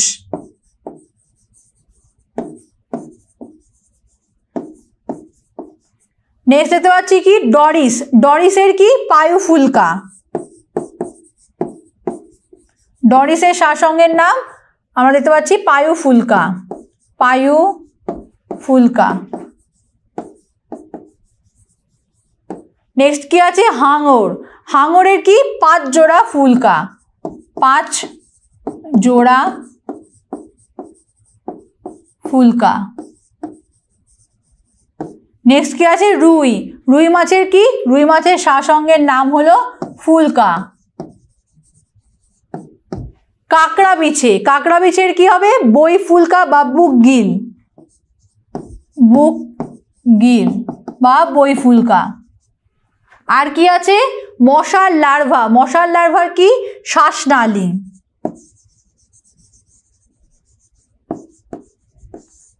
আর দেখতে পাচ্ছি লাংফিশ। লাংফিশের কি হবে? লাংফিশ এখানে লিখে দিলাম, লাংফিশ। এদের শ্বাসঙ্গের নাম হচ্ছে ফুলকা এবং ফুসফুস। ফুলকা ও ফুসফুস। আরেকবার বলে দিই, দেখো, ঝিনুকের শ্বাসঙ্গের নাম টিনিডিয়া বা ল্যামেলাযুক্ত ফুলকা, হলোথুরিয়ার হচ্ছে জল ফুসফুস, ডরিসের হলো পায়ুফুলকা, নেক্সট হলো দেখতে পাচ্ছি হাঙরের 5 জোড়া ফুলকা, রুই মাছের ফুলকা, কাঁকড়া বিছের বুকগিল বা বই ফুলকা, মশার লার্ভার শ্বাসনালী, আর লাংফিশের হলো ফুলকা এবং ফুসফুস। পরের প্রশ্নে চলে আসি, সালোক সংশ্লেষ এবং শ্বসনের মধ্যে পার্থক্য কি? সালোক সংশ্লেষ আর শ্বসনের পার্থক্য কি? দেখো, যদি সালোক সংশ্লেষের এবং শ্বসনের পার্থক্য দেখি তাহলে প্রধান পার্থক্য যেটা দেখব সেটা হলো সালোক সংশ্লেষের সময় উদ্ভিদ কি করে? বাতাস থেকে কার্বন ডাইঅক্সাইড গ্যাস গ্রহণ করে, আর শ্বসনের সময় উদ্ভিদ কি করে? বাতাস থেকে অক্সিজেন গ্যাসকে গ্রহণ করে। আর কি হয়?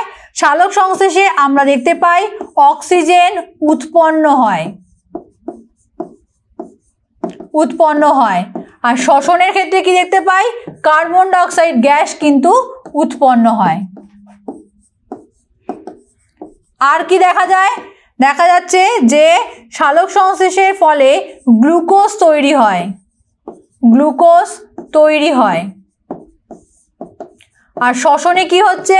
শ্বসনে গ্লুকোজ জারিত হয়, অর্থাৎ ভেঙে যায়, গ্লুকোজ ভেঙে যায়। সালোক সংশ্লেষের ক্ষেত্রে আমরা কি দেখতে পাচ্ছি? সৌরশক্তি আবদ্ধ হয়, সৌরশক্তি আবদ্ধ হয় শৈতিক শক্তি রূপে। আর শ্বসনের ক্ষেত্রে কি দেখব? সৌরশক্তির মুক্তি ঘটে, সৌরশক্তির মুক্তি ঘটে, অর্থাৎ শৈতিক শক্তি তাপ এবং গতিশক্তি রূপে মুক্ত হয়।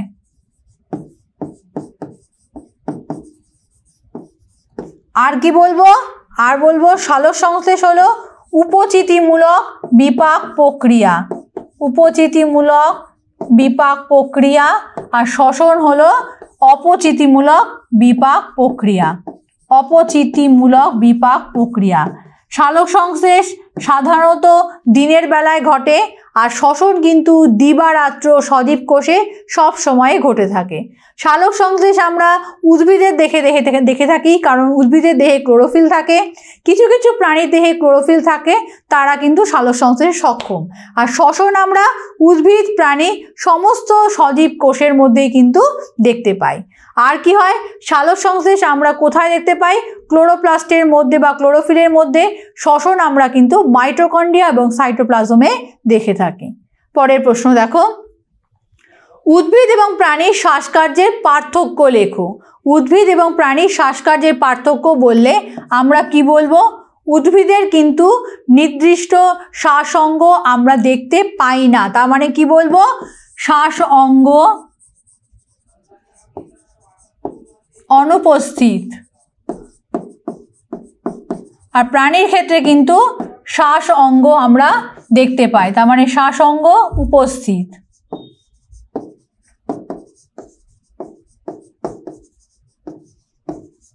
আর কি দেখতে পাই? দেখো, প্রাণীদের ক্ষেত্রে আমরা যে শ্বাসকার্যটা দেখে থাকি সেটা কিন্তু দুরকম পদ্ধতিতে বা দুটো পর্যায়ে ঘটে থাকে। কি কি? একটা হলো প্রশ্বাস, আর একটা হলো নিঃশ্বাস।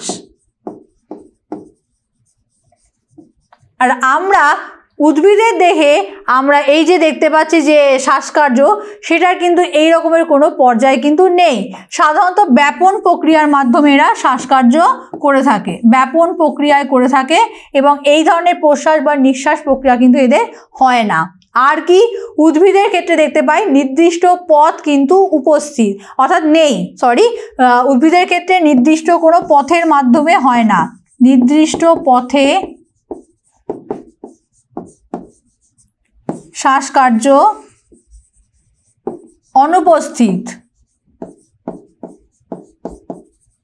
আর প্রাণীদের ক্ষেত্রে কিন্তু আমরা দেখতে পাই নির্দিষ্ট পথের মাধ্যমে কিন্তু শ্বাসকার্য হয়ে থাকে, তাই এটা হবে উপস্থিত।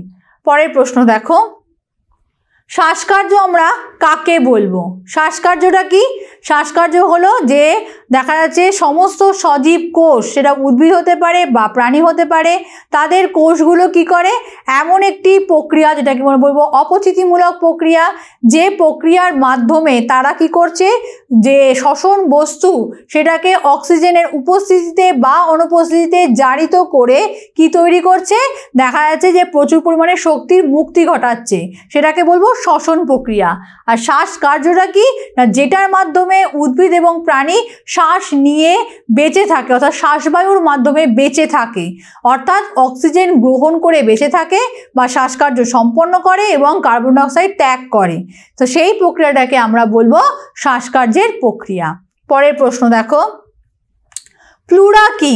প্লুরা কি জিনিস? এটা হলো ফুসফুসের আবরণকে আমরা বলে থাকি প্লুরা, ফুসফুসের আবরণ।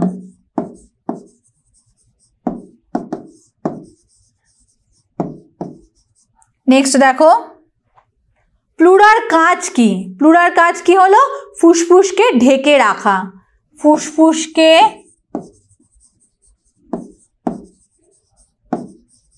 ঢেকে রাখা, তখন সেটা হলো প্লুরার কাজ। পরের প্রশ্ন দেখো, অ্যালভিওলাই কাকে বলবো? অ্যালভিওলাই কাকে বলছি আমরা? ফুসফুসের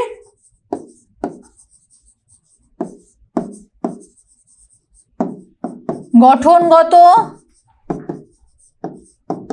ও কার্যগত একক, তাকে আমরা কি বলবো? অ্যালভিওলাই। পরের প্রশ্ন দেখো, অ্যাডামের আপেল কাকে বলে? এর কাজ কি? অ্যাডামের আপেল কি? না, মানুষের অর্থাৎ পুরুষদের ক্ষেত্রে দেখা যায় যে ট্রাকিয়া বা শ্বাসনালীর ওপরে ল্যারিংস বা ষড়যন্ত্র সংলগ্ন অংশে তরুণাস্থি ষড়যন্ত্রের সাথে এক প্রকার কোণ সৃষ্টি করে, তার ফলে অংশটি উঁচু হয়ে যায় এবং স্ফীত দেখায়। এটাকে বলা হয় অ্যাডামের আপেল। এটা কিন্তু আমরা পুরুষ মানুষদের ক্ষেত্রে দেখে থাকি। আর এর কাজটা কি? এর কাজ হলো ল্যারিংসের ভিতরে দুটি ভোকাল কর্ড থাকে, যেটার সাহায্যে কি হয়, স্বর সৃষ্টি হয়। পরের প্রশ্ন দেখো, মানুষের শ্বাসপথটি ছকের মাধ্যমে দেখাও। অর্থাৎ মানুষের যে শ্বসন কৌশল কোন পথের মাধ্যমে হচ্ছে সেটাকে ছকের আকারে তোমাদের দেখাতে হবে। তাহলে প্রথম কি হবে দেখো, প্রথম হচ্ছে বহি নাসারন্ধ্র, অর্থাৎ নাসারন্ধ্র বা নাকের মাধ্যমে আমরা কি করছি, প্রথমে আগে শ্বাস বায়ুকে গ্রহণ করছি, তারপরে সেটা কোথায় যাচ্ছে, নাসাপথে, নাসাপথে বা নাকে প্রবেশ করছে, সেখান থেকে অন্তঃনাসারন্ধ্রে যাচ্ছে,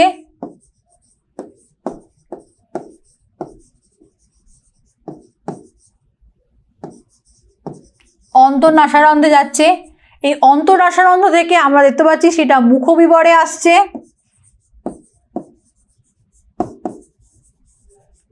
সেখান থেকে আসছে ফ্যারিংসে,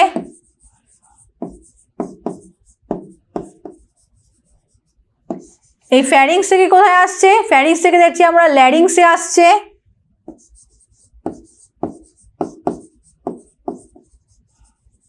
ল্যারিংস থেকে দেখতে পাচ্ছি ট্রাকিয়ার মধ্যে আসছে,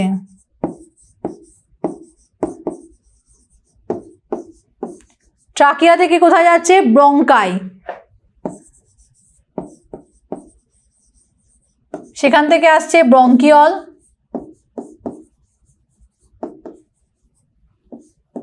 ব্রঙ্কিয়লে আসছে। এই ব্রঙ্কিয়ল থেকে আমরা কোথায় দেখতে পাচ্ছি, বায়ুথলির মধ্যে বা অ্যালভিওলাইতে চলে যাচ্ছে। তাহলে কি দেখলাম, প্রথমে বহিনাসারন্ধ্রের মাধ্যমে আমরা শ্বাসবায়ুটাকে গ্রহণ করছি, তারপরে নাসাপথে আসছে, নাসাপথ থেকে অন্তঃনাসারন্ধ্রে আসছে, অন্তঃনাসারন্ধ্র থেকে কোথায় আসছে, মুখবিবরে, সেখান থেকে ফ্যারিংস, ফ্যারিংস থেকে ল্যারিংস, ল্যারিংস থেকে ট্রাকিয়ায় আসছে, ট্রাকিয়া থেকে ব্রঙ্কাইতে যাচ্ছে, তারপরে ব্রঙ্কিয়লে যাচ্ছে, তারপরে আমরা দেখতে পাচ্ছি সেটা বায়ুথলির মধ্যে যাচ্ছে এবং বায়ুথলির মধ্যে অক্সিজেনটা জমা হচ্ছে এবং সেখান থেকে দেখা যাচ্ছে যে বিভিন্ন রক্তজালকের মাধ্যমে দেহে কলাকোষে পৌঁছে আসছে। আবার কলাকোষে উৎপন্ন হওয়া যে কার্বন ডাইঅক্সাইড যখন ফুসফুসে আসছে তখন দেখতে পাচ্ছি ঠিক এই উল্টো পথেই কিন্তু আবার নিঃশ্বাস প্রক্রিয়ায় বেরিয়ে আসছে। প্রথমে বায়ুথলিতে আসছে, সেখান থেকে ব্রঙ্কিয়ল, ব্রঙ্কিয়ল থেকে ব্রঙ্কাই, তার থেকে ট্রাকিয়া, তার থেকে ল্যারিংস, ফ্যারিংস, মুখবিবর হয়ে অন্তঃনাসারন্ধ্র পথে নাসারন্ধ্রে আসছে এবং বহিনাসারন্ধ্র দিয়ে কার্বন ডাইঅক্সাইড গ্যাস বাইরে বেরিয়ে যাচ্ছে। এবারে আমরা দেখব কি, নেক্সট প্রশ্ন, ফুসফুসের কোন অংশে গ্যাসীয় আদান প্রদান ঘটে এবং কেন? ফুসফুসের কোন অংশে ঘটে? আমরা দেখতে পাই অ্যালভিওলাই অংশে কিন্তু এই গ্যাসের আদান প্রদান ঘটে থাকে। অ্যালভিওলাই এই অংশে গ্যাসের আদান প্রদান ঘটে এবং কেন ঘটে? কারণ হলো অ্যালভিওলাই পাতলা একক কোষীয় পর্দা বিশিষ্ট এক প্রকার থলি, যেটা সহজেই কি করতে পারে, অক্সিজেন এবং কার্বন ডাইঅক্সাইডের গ্যাসের আদান প্রদান করতে পারে। তাহলে কেন হচ্ছে না, এটা এক প্রকার পাতলা পর্দা বিশিষ্ট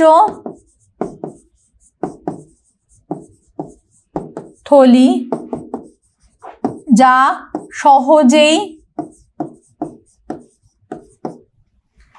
অক্সিজেন ও কার্বন ডাইঅক্সাইড গ্যাসের আদান প্রদান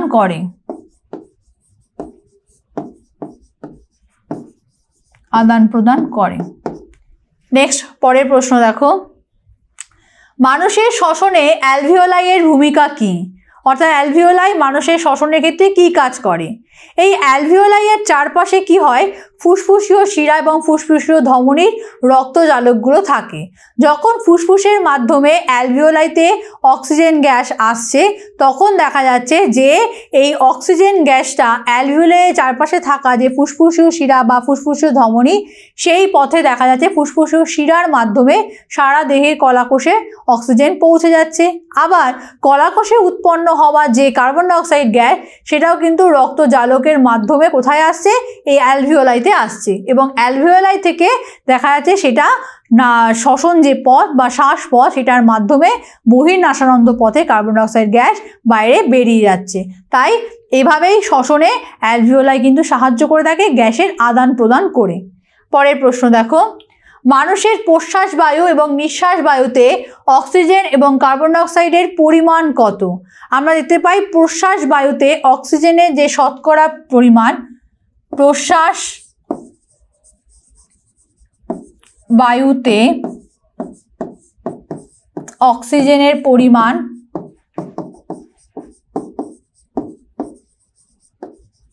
কত দেখতে পাই?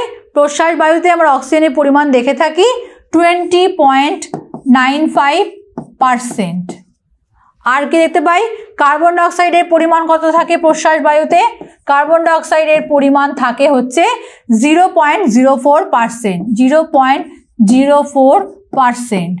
আর নিঃশ্বাস বায়ুর ক্ষেত্রে আমরা দেখতে পাই নিঃশ্বাস বায়ুতে অক্সিজেনের পরিমাণ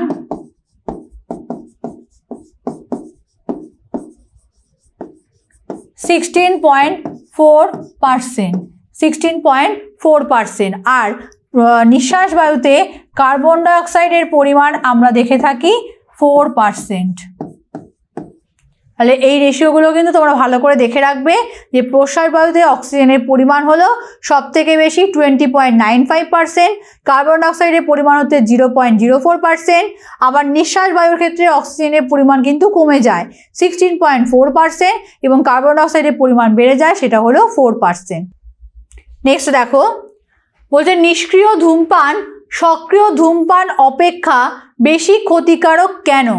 সক্রিয় যারা ধূমপায়ী হয় তাদের ধূমপানের ফলে যে ধোঁয়াটা নির্গত হচ্ছে সেই নির্গত ধোঁয়া তথা নিঃশ্বাস বায়ু তার আশেপাশে যে লোকজনেরা রয়েছে তাদের দেহের মধ্যে চলে আসছে প্রশ্বাস প্রক্রিয়ার মাধ্যমে, এটাকে আমরা বলছি নিষ্ক্রিয় ধূমপান। এই বায়ুতে যে সক্রিয় ধূমপায়ী রয়েছে তাদের যে ধোঁয়া সেটা অনেক বেশি কিন্তু ক্ষতিকারক হয় এবং তার মধ্যে আমরা দেখতে পাই যে এক প্রকার ক্যান্সার সৃষ্টিকারী পদার্থ কিন্তু থাকছে যেটা দেহে প্রবেশ করলে মারাত্মক ক্ষতির সম্ভাবনা থাকে। এছাড়া যারা সক্রিয় ধূমপান করে তাদের সিগারেটের যে ফিল্টার তার মধ্যে কিন্তু অনেক রকমের কার্সিনোজেনিক ফিল্টার কিন্তু মিশে যায়, তার ফলে সেটা ধূমপায়ীর দেহে প্রবেশ করতে কিন্তু পারে না।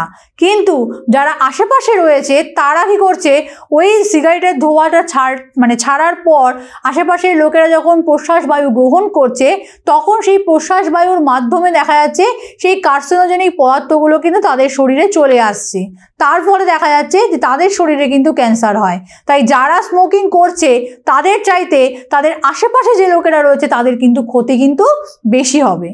পরের প্রশ্ন দেখো, ডায়াফ্রাম বা মধ্যচ্ছদা কি, এর কাজ কি? ডায়াফ্রাম বা মধ্যচ্ছদা কি না, উদর গহ্বর এবং বক্ষ গহ্বর এর মাঝে অনুপ্রস্থভাবে পেশিবহুল এক প্রকার পর্দা থাকে। কোথায় না, বক্ষ গহ্বর ও উদর গহ্বরের মাঝে। উদর গহ্বরের মাঝে অনুপ্রস্থভাবে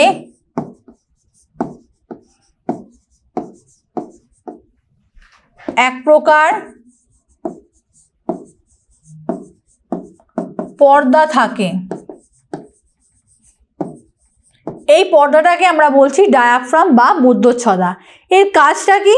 এর কাজ হলো উদর গহ্বর এবং বক্ষ গহ্বরের মাঝে এই ডায়াফ্রামটা সংকুচিত এবং প্রসারিত হয়ে বক্ষ গহ্বরের আয়তনকে বৃদ্ধি করে এবং হ্রাস করে, তার ফলে খুব সহজেই কিন্তু ফুসফুসের মাধ্যমে বাতাস ভিতরে প্রবেশ করতে পারে, আবার ফুসফুস থেকে বাতাস বাইরে বেরিয়েও যেতে পারে।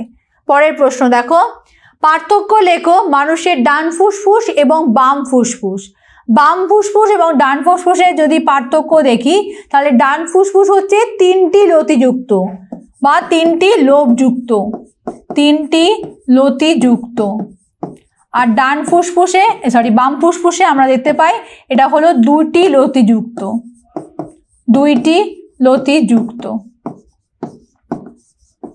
এটা হলো ফার্স্ট পয়েন্ট। সেকেন্ড পয়েন্ট কি হবে, মানুষের ডান ফুসফুস আমরা দেখতে পাই দুটি খাঁজ দিয়ে তিনটি লতিতে বিভক্ত, অর্থাৎ দুটি খাঁজ থাকছে এবং তিনটি লতিযুক্ত হয়ে থাকে। আর বাম ফুসফুসের ক্ষেত্রে আমরা দেখতে পাচ্ছি এটা কিন্তু একটি খাঁজযুক্ত হয়ে দুটি লতিতে বিভক্ত হয়। আর কি দেখতে পাচ্ছি, আমরা দেখতে পাচ্ছি ডান ফুসফুসটা কিন্তু বাম ফুসফুসের চাইতে তুলনামূলকভাবে বড় হয়, তুলনামূলকভাবে বড়।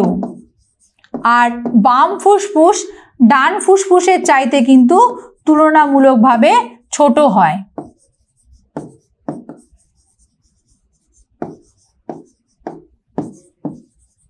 তুলনামূলকভাবে ছোট হয়। নেক্সট, পরের প্রশ্নে চলে আসি। প্রশ্বাস এবং নিঃশ্বাসের মধ্যে পার্থক্য কি? প্রশ্বাসটা কি? প্রশ্বাসে আমরা কিন্তু শ্বাসবায়ু ভিতরে প্রবেশ করে,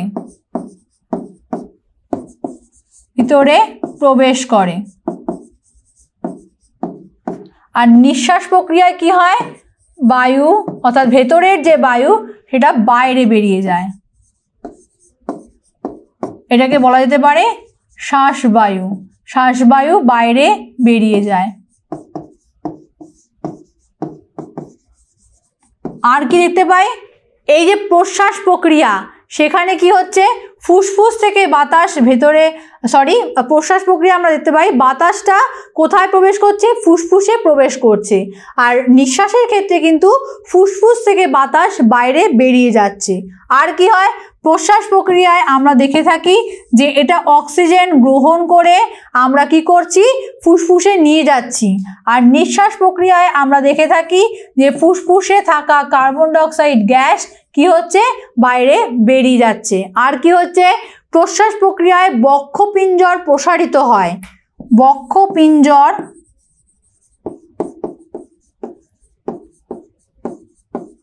প্রসারিত হয়।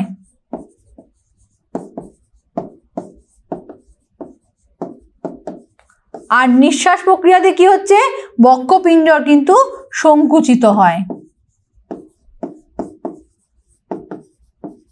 তাহলে পার্থক্যতে আমরা কি দেখলাম, পার্থক্য দেখলাম প্রশ্বাস প্রক্রিয়ায় কি হচ্ছে, বাতাস আমরা অক্সিজেন গ্রহণ করছি, করে সেই শ্বাসবায়ুটা কোথায় আসছে, ফুসফুসে আসছে। আর নিঃশ্বাসের ক্ষেত্রে দেখতে পাচ্ছি যে শ্বসনের ফলে যে কার্বন ডাই অক্সাইড গ্যাসটা তৈরি হয়েছে সেটা কি হচ্ছে, ফুসফুস থেকে দেহের বাইরে বেরিয়ে যাচ্ছে।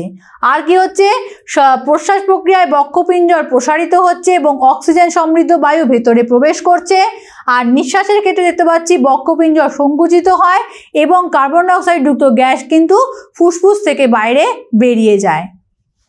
নেক্সট দেখো, এবার দেখো দীর্ঘ প্রশ্ন উত্তর মানে ব্রড কোশ্চেন। ফার্স্ট কোশ্চেন কি আছে দেখো, বলছে মানব শ্বসনতন্ত্রের অংশগুলির সংক্ষিপ্ত বর্ণনা দাও। মানে কি, মানুষের যে শ্বসনতন্ত্র তার মধ্যে বিভিন্ন রকমের শ্বাসঅঙ্গ রয়েছে সেগুলো সম্পর্কে সংক্ষিপ্ত বর্ণনা চেয়েছে। তো কি না, আমরা দেখতে পাচ্ছি মানুষের শ্বসনতন্ত্র বলতে কি বুঝি, শ্বসনে অংশগ্রহণকারী যত অঙ্গ আছে সবাই মিলিত হয়ে যে শ্বাসকার্যে সাহায্য করে এবং কি হয় না যে তন্ত্র গঠন করে তাকে আমরা বলবো শ্বসনতন্ত্র বা শ্বাসতন্ত্র। এই মানুষের শ্বাসতন্ত্রের প্রধান অঙ্গই হলো ফুসফুস, তার সাথে আনুষঙ্গিক কিছু অঙ্গ আছে যারা মানুষের এই শ্বাসকার্যটাকে পরিচালনা করতে সাহায্য করে। তো সেই অঙ্গগুলো কি কি, প্রথম হলো নাসাপথ। প্রথম হলো নাসাপথ। এই নাসাপথটা কি না, দেখো এই যে আমরা নাকের মধ্যে দিয়ে বায়ুটাকে প্রবেশ করাচ্ছি এটাকে বলছি আমরা নাসাপথ। নাসাপথ ও নাসারন্ধ্র, তার মানে কি আমরা এই যে নাকের যে ছিদ্র দেখতে পাই অর্থাৎ যার মধ্যে দিয়ে বাতাসটাকে আমরা গ্রহণ করছি তাকে বলছি আমরা এই নাসারন্ধ্র। আর নাসারন্ধ্রের মধ্যে দিয়ে বাতাস প্রবেশ করার পর যে পথের মধ্যে দিয়ে পরবর্তী অংশে যায় সেটাকে আমরা বলবো কি নাসাপথ। এবং মুখবিবর ফ্যারিংসের সাথে সরাসরি যুক্ত থাকে কিন্তু এই নাসাপথের মধ্যে দিয়ে। নেক্সট আমরা যেটা দেখবো সেটা কি গলবিল। সেটা হলো গলবিল। গলবিলে কি দেখতে পাচ্ছি না মুখগহ্বর এবং আমরা দেখতে পাচ্ছি নাসাপথ যুক্ত হয়ে গলবিল বা ফ্যারিংস তৈরি করে থাকে। ল্যারিংস শ্বাসছিদ্র বা গ্লটিস দ্বারা ফ্যারিংসের সাথে যুক্ত থাকে এবং গ্লটিস ছিদ্রের মুখে একটা তরুণাস্থি নির্মিত ঢাকনা থাকে, যেটাকে আমরা বলে থাকি কি এপিগ্লটিস। কি বলবো? এপিগ্লটিস। এই জায়গাটা কিন্তু ভীষণ ইম্পর্টেন্ট, ভাইটাল একটা জায়গা, যে জায়গাটাতে তোমরা কিন্তু ভালো করে দেখবে অনেক সময় শর্ট কোশ্চেনও আসে যে এপিগ্লটিস কি। এবারে এই যে ঢাকনাটা, খাদ্য গ্রহণ যখন আমরা করি তখন ল্যারিংসের পথটা বন্ধ থাকে যাতে শ্বাসনালীর মধ্যে খাবার প্রবেশ করতে না পারে। নেক্সট যেটা দেখবো সেটা কি ল্যারিংস।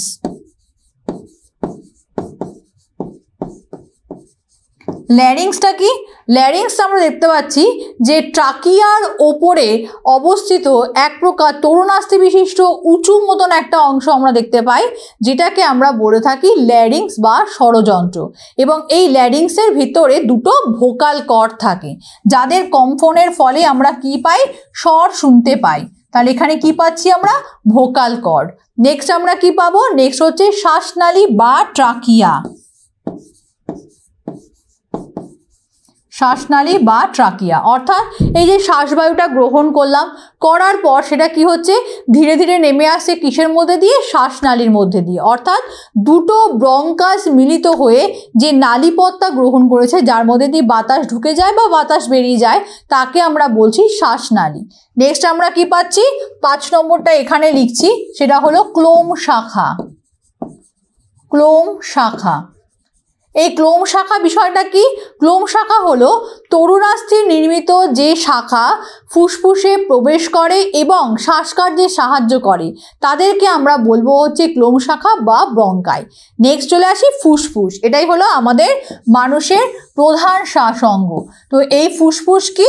আমরা দেখতে পাচ্ছি যে দুপাশে দুটো মানে একটা বলা যেতে পারে যে বড় বৃহৎ একটা অংশ, এবং এটা কি বাইরের দিকে প্লুরা নামক এক প্রকার আবরণ দ্বারা ঢাকা থাকে এবং দুটো খণ্ডক থাকে, একটা হলো ডান ফুসফুস, একটা হলো বাম ফুসফুস। এবারে এই যে প্লুরা নামক পর্দা দিয়ে ঢাকা থাকে, তার মাঝখানে আমরা দেখতে পাচ্ছি যে কি আছে? তার বহিস্তর এবং তার অন্তঃস্তর, এবং দুটো স্তরের মাঝখানে আমরা দেখতে পাচ্ছি যে আন্তঃপ্লুরা অঞ্চল আছে এবং সেখানে কিছু ফ্লুইড থাকে। তো যাই হোক, যকৃতের দুপাশে এই ফুসফুস অবস্থান করে এবং এই ফুসফুসের নিচে মধ্যচ্ছদা বা ডায়াফ্রাম নামক এক প্রকার পেশি থাকে। এই পেশির সংকোচন এবং প্রসারণের ফলে দেখা যায় যে ফুসফুস চুপসে যায়, অর্থাৎ ফুসফুস তো চুপসায় না, ফুসফুসের মধ্যে থাকা যে ব্রঙ্কিয়ালগুলো সেগুলো দেখা যায় চুপসে যায়, আবার দেখা যায় সেটা বাতাসপূর্ণ হয়ে ফুলে ওঠে। তো এই গেল 6টি অঙ্গ, অর্থাৎ এই 6টা অঙ্গ নিয়ে কিন্তু মানুষের শ্বসন তন্ত্র কিন্তু সৃষ্টি হয়েছে। নেক্সট প্রশ্ন দেখো, মানুষের ফুসফুসের অবস্থান, গঠন এবং কাজ সম্পর্কে লেখো। মানুষের ফুসফুস কোথায় অবস্থিত? না আমরা দেখতে পাচ্ছি ফুসফুস দুটো বক্ষগহ্বরের হৃৎপিণ্ডের দুপাশে অবস্থিত এবং সেটা মধ্যচ্ছদার ওপরে অবস্থিত। কোথায়? না হৃৎপিণ্ডের দুপাশে,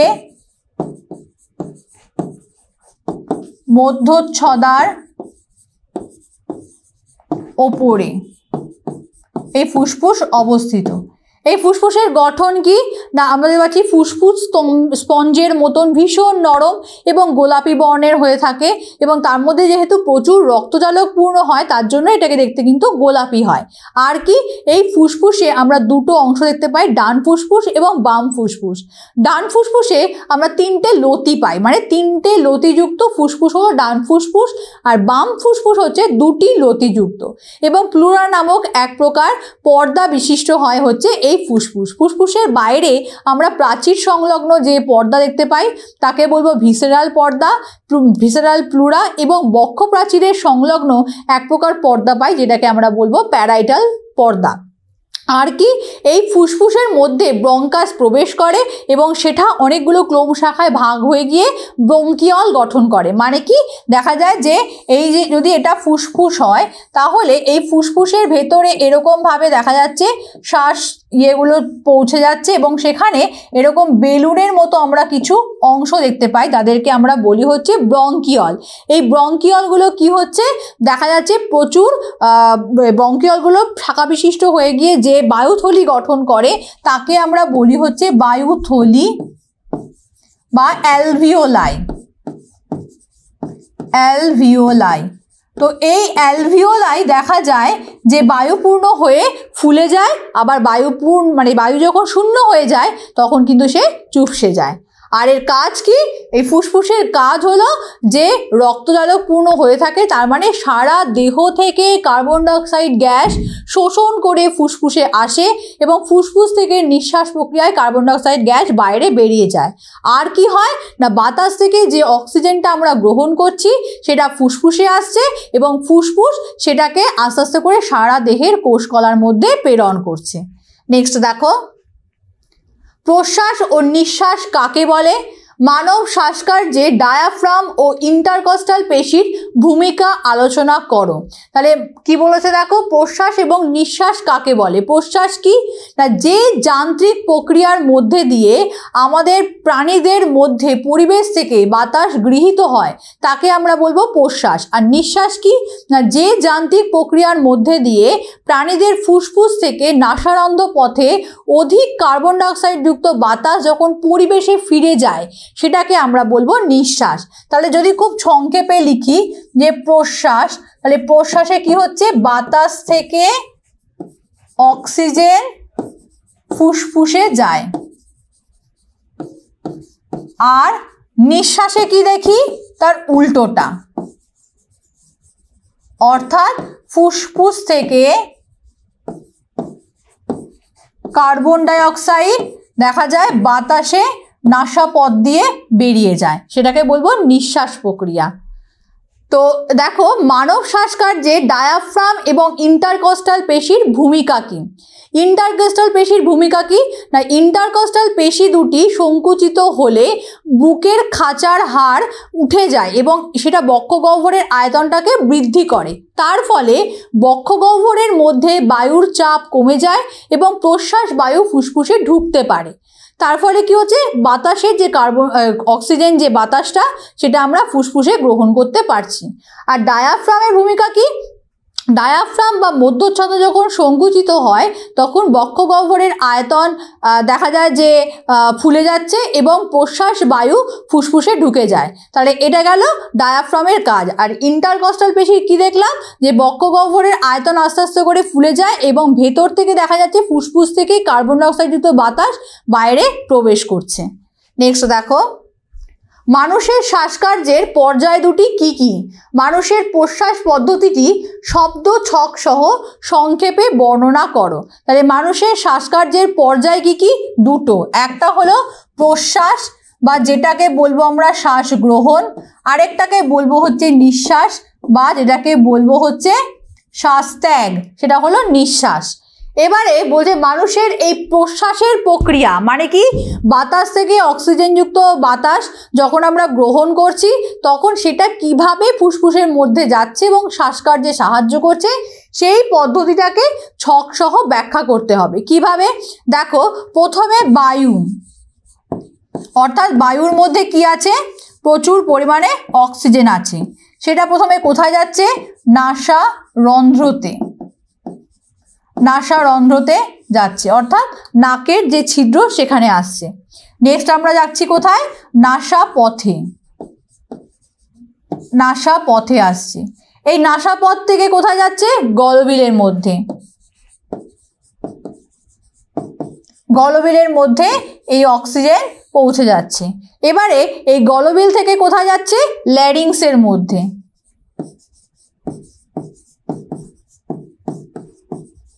ল্যারিংসের মধ্যে। এই ল্যারিংস থেকে কোথায় যাচ্ছে, ট্রাকিয়াতে,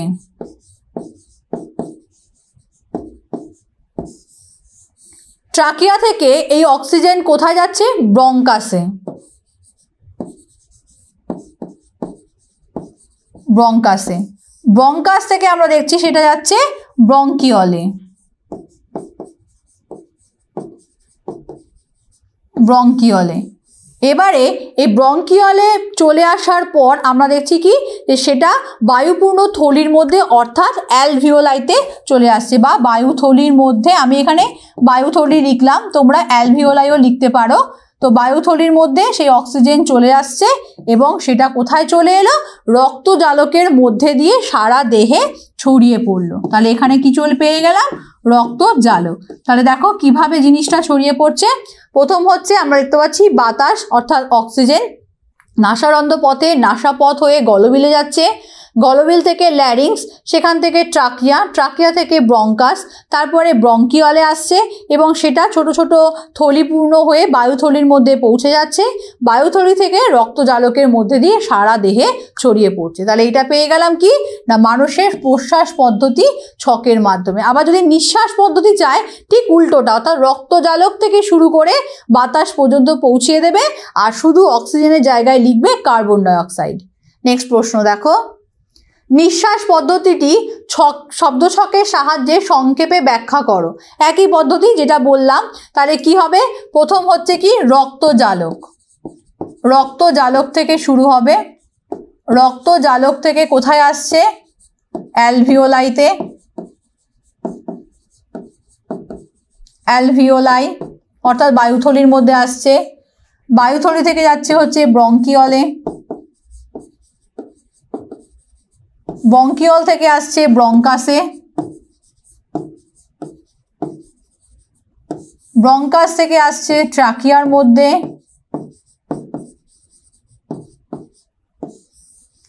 ট্রাকিয়া থেকে আসছে ল্যারিংসে,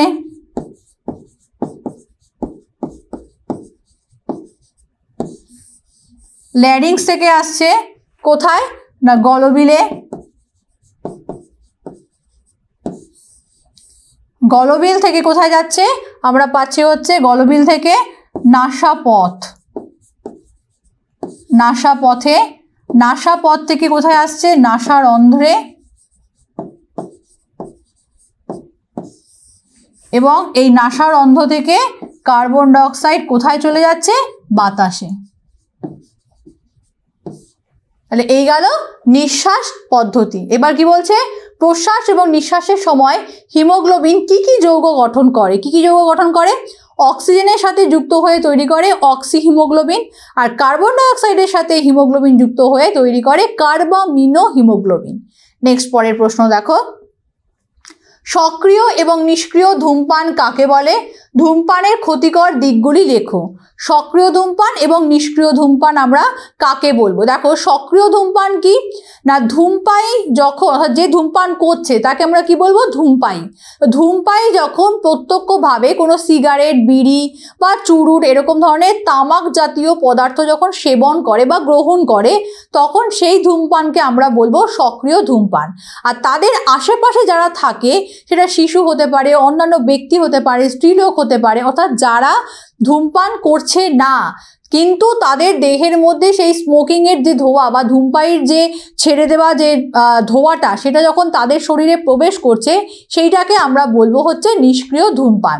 তো এখানে বলছে ধূমপানের ক্ষতিকর দিকগুলি, ধূমপানের ফলে কি কি ক্ষতি হয়। প্রথম কথা হচ্ছে যে তামাকের ধোঁয়ার মধ্যে 70 রকমের কার্সিনোজেনিক পদার্থ থাকে। এই কার্সিনোজেনটা কি না, ক্যান্সার সৃষ্টিকারী পদার্থ কিছু থাকে। তো এই ধূমপান যে করছে তাদের শরীর থেকে যখন এই ধোঁয়াটা বাইরে বেরিয়ে যায়, তাদের কিন্তু এই ধূমপানের ফলে কোনো এফেক্ট সাধারণত পড়ে না। কাদের পড়ে না, ওই যে কার্সিনোজেনটা যখন পুড়ে যায়, তখন দেখা যায় যখন তারা নিঃশ্বাস প্রক্রিয়া যখন সেই বাতাসটাকে ছেড়ে দিচ্ছে, তখন তাদের আশেপাশে থাকা যারা নিষ্ক্রিয় ধূমপায়ী লোক, তাদের শরীরে পরোক্ষভাবে কিন্তু ওই ধোঁয়াটা চলে আসছে এবং তাদের শরীরে কিন্তু এই কার্সিনোজেন বা ক্যান্সারের একটা কিন্তু প্রত্যক্ষ বা পরোক্ষ প্রভাব দেখা দেয়। তো কি কি হয়, ফুসফুসের ক্যান্সার, অর্থাৎ ফুসফুসে ক্যান্সার হতে পারে,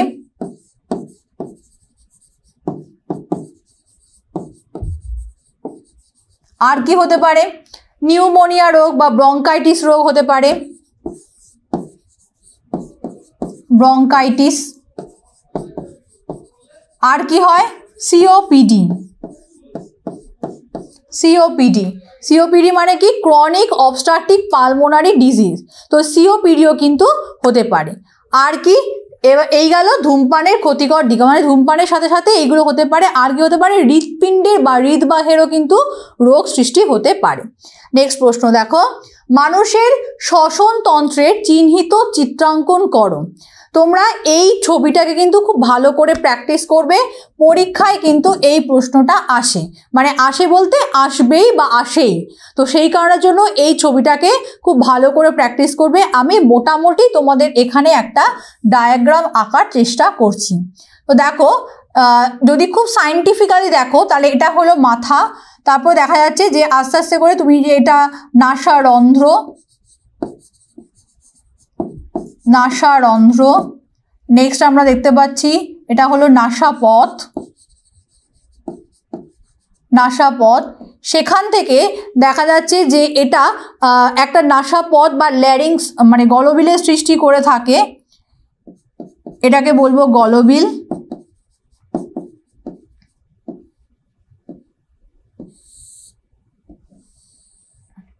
এই গলবিলটা ধীরে ধীরে দেখা যায় একটা তরুণাস্থি নির্মিত অংশ গঠন করে বা একটা বলা যেতে পারে পথ তৈরি করে, যাকে আমরা বলবো হচ্ছে এটাকে বলবো হচ্ছে ল্যারিংস।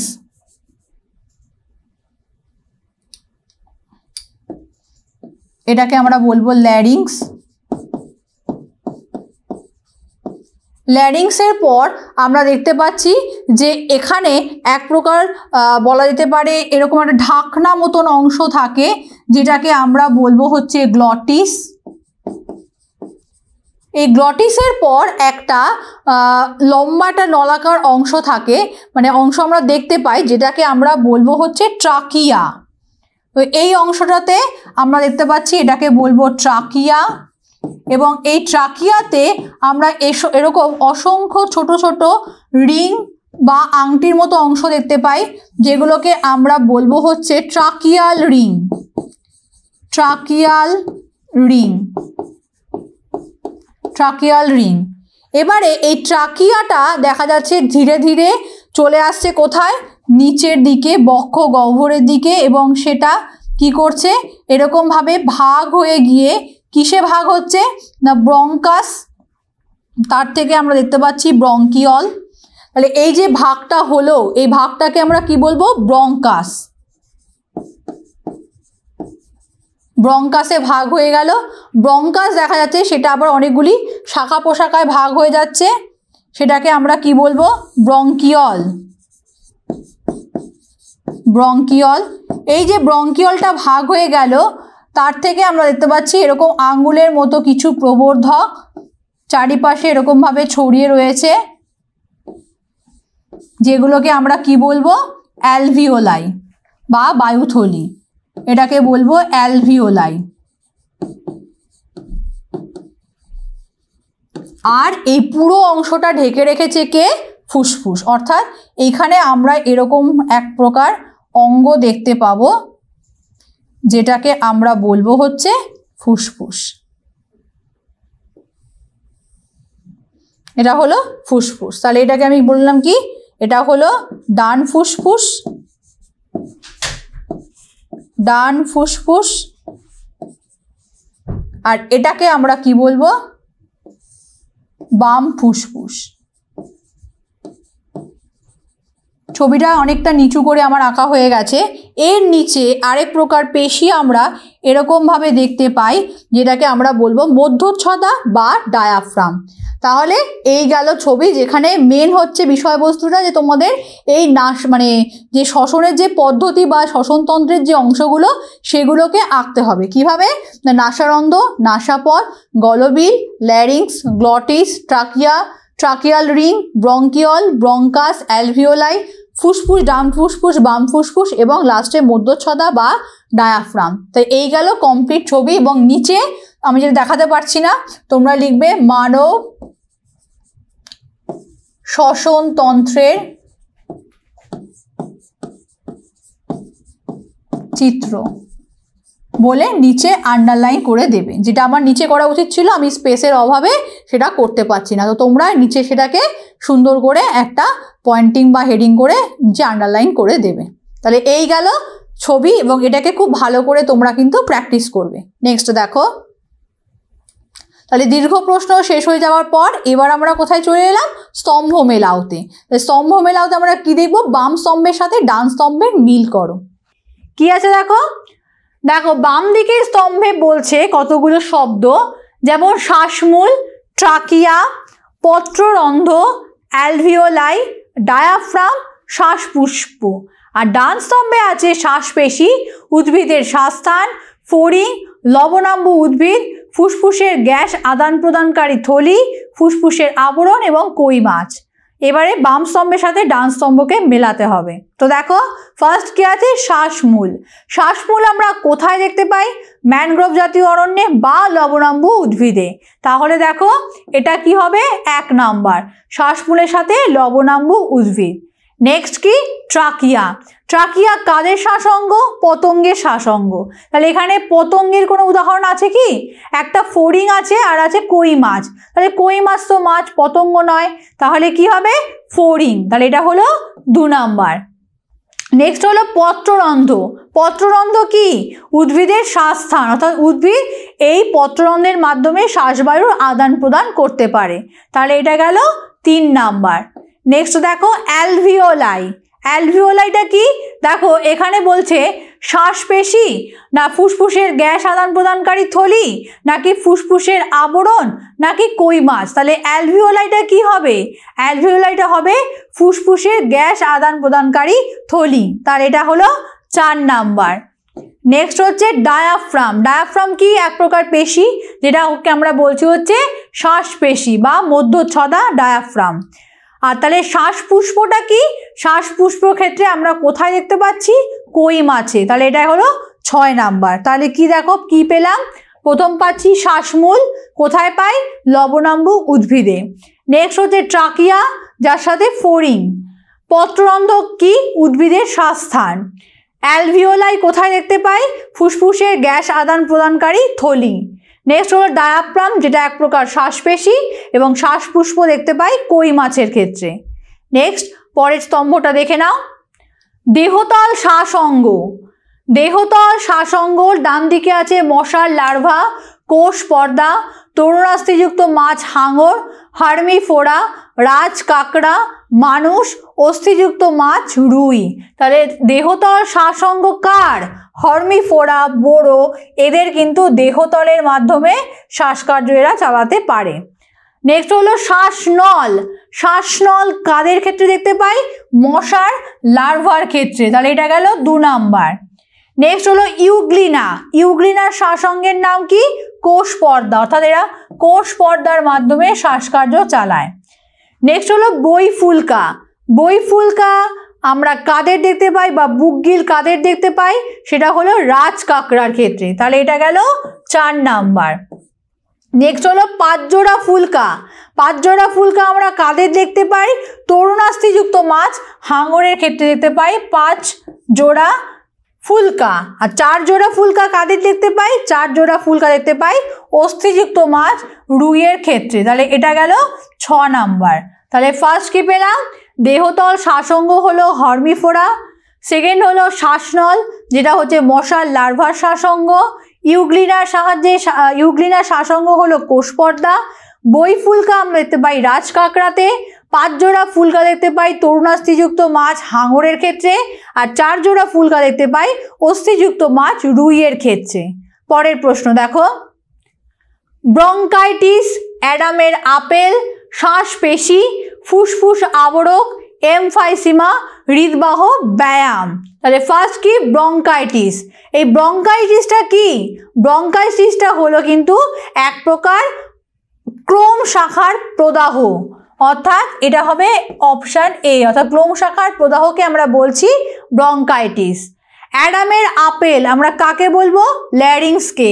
তাহলে এটা গেল 2 নাম্বার। নেক্সট আমরা দেখতে পাচ্ছি শ্বাসপেশি।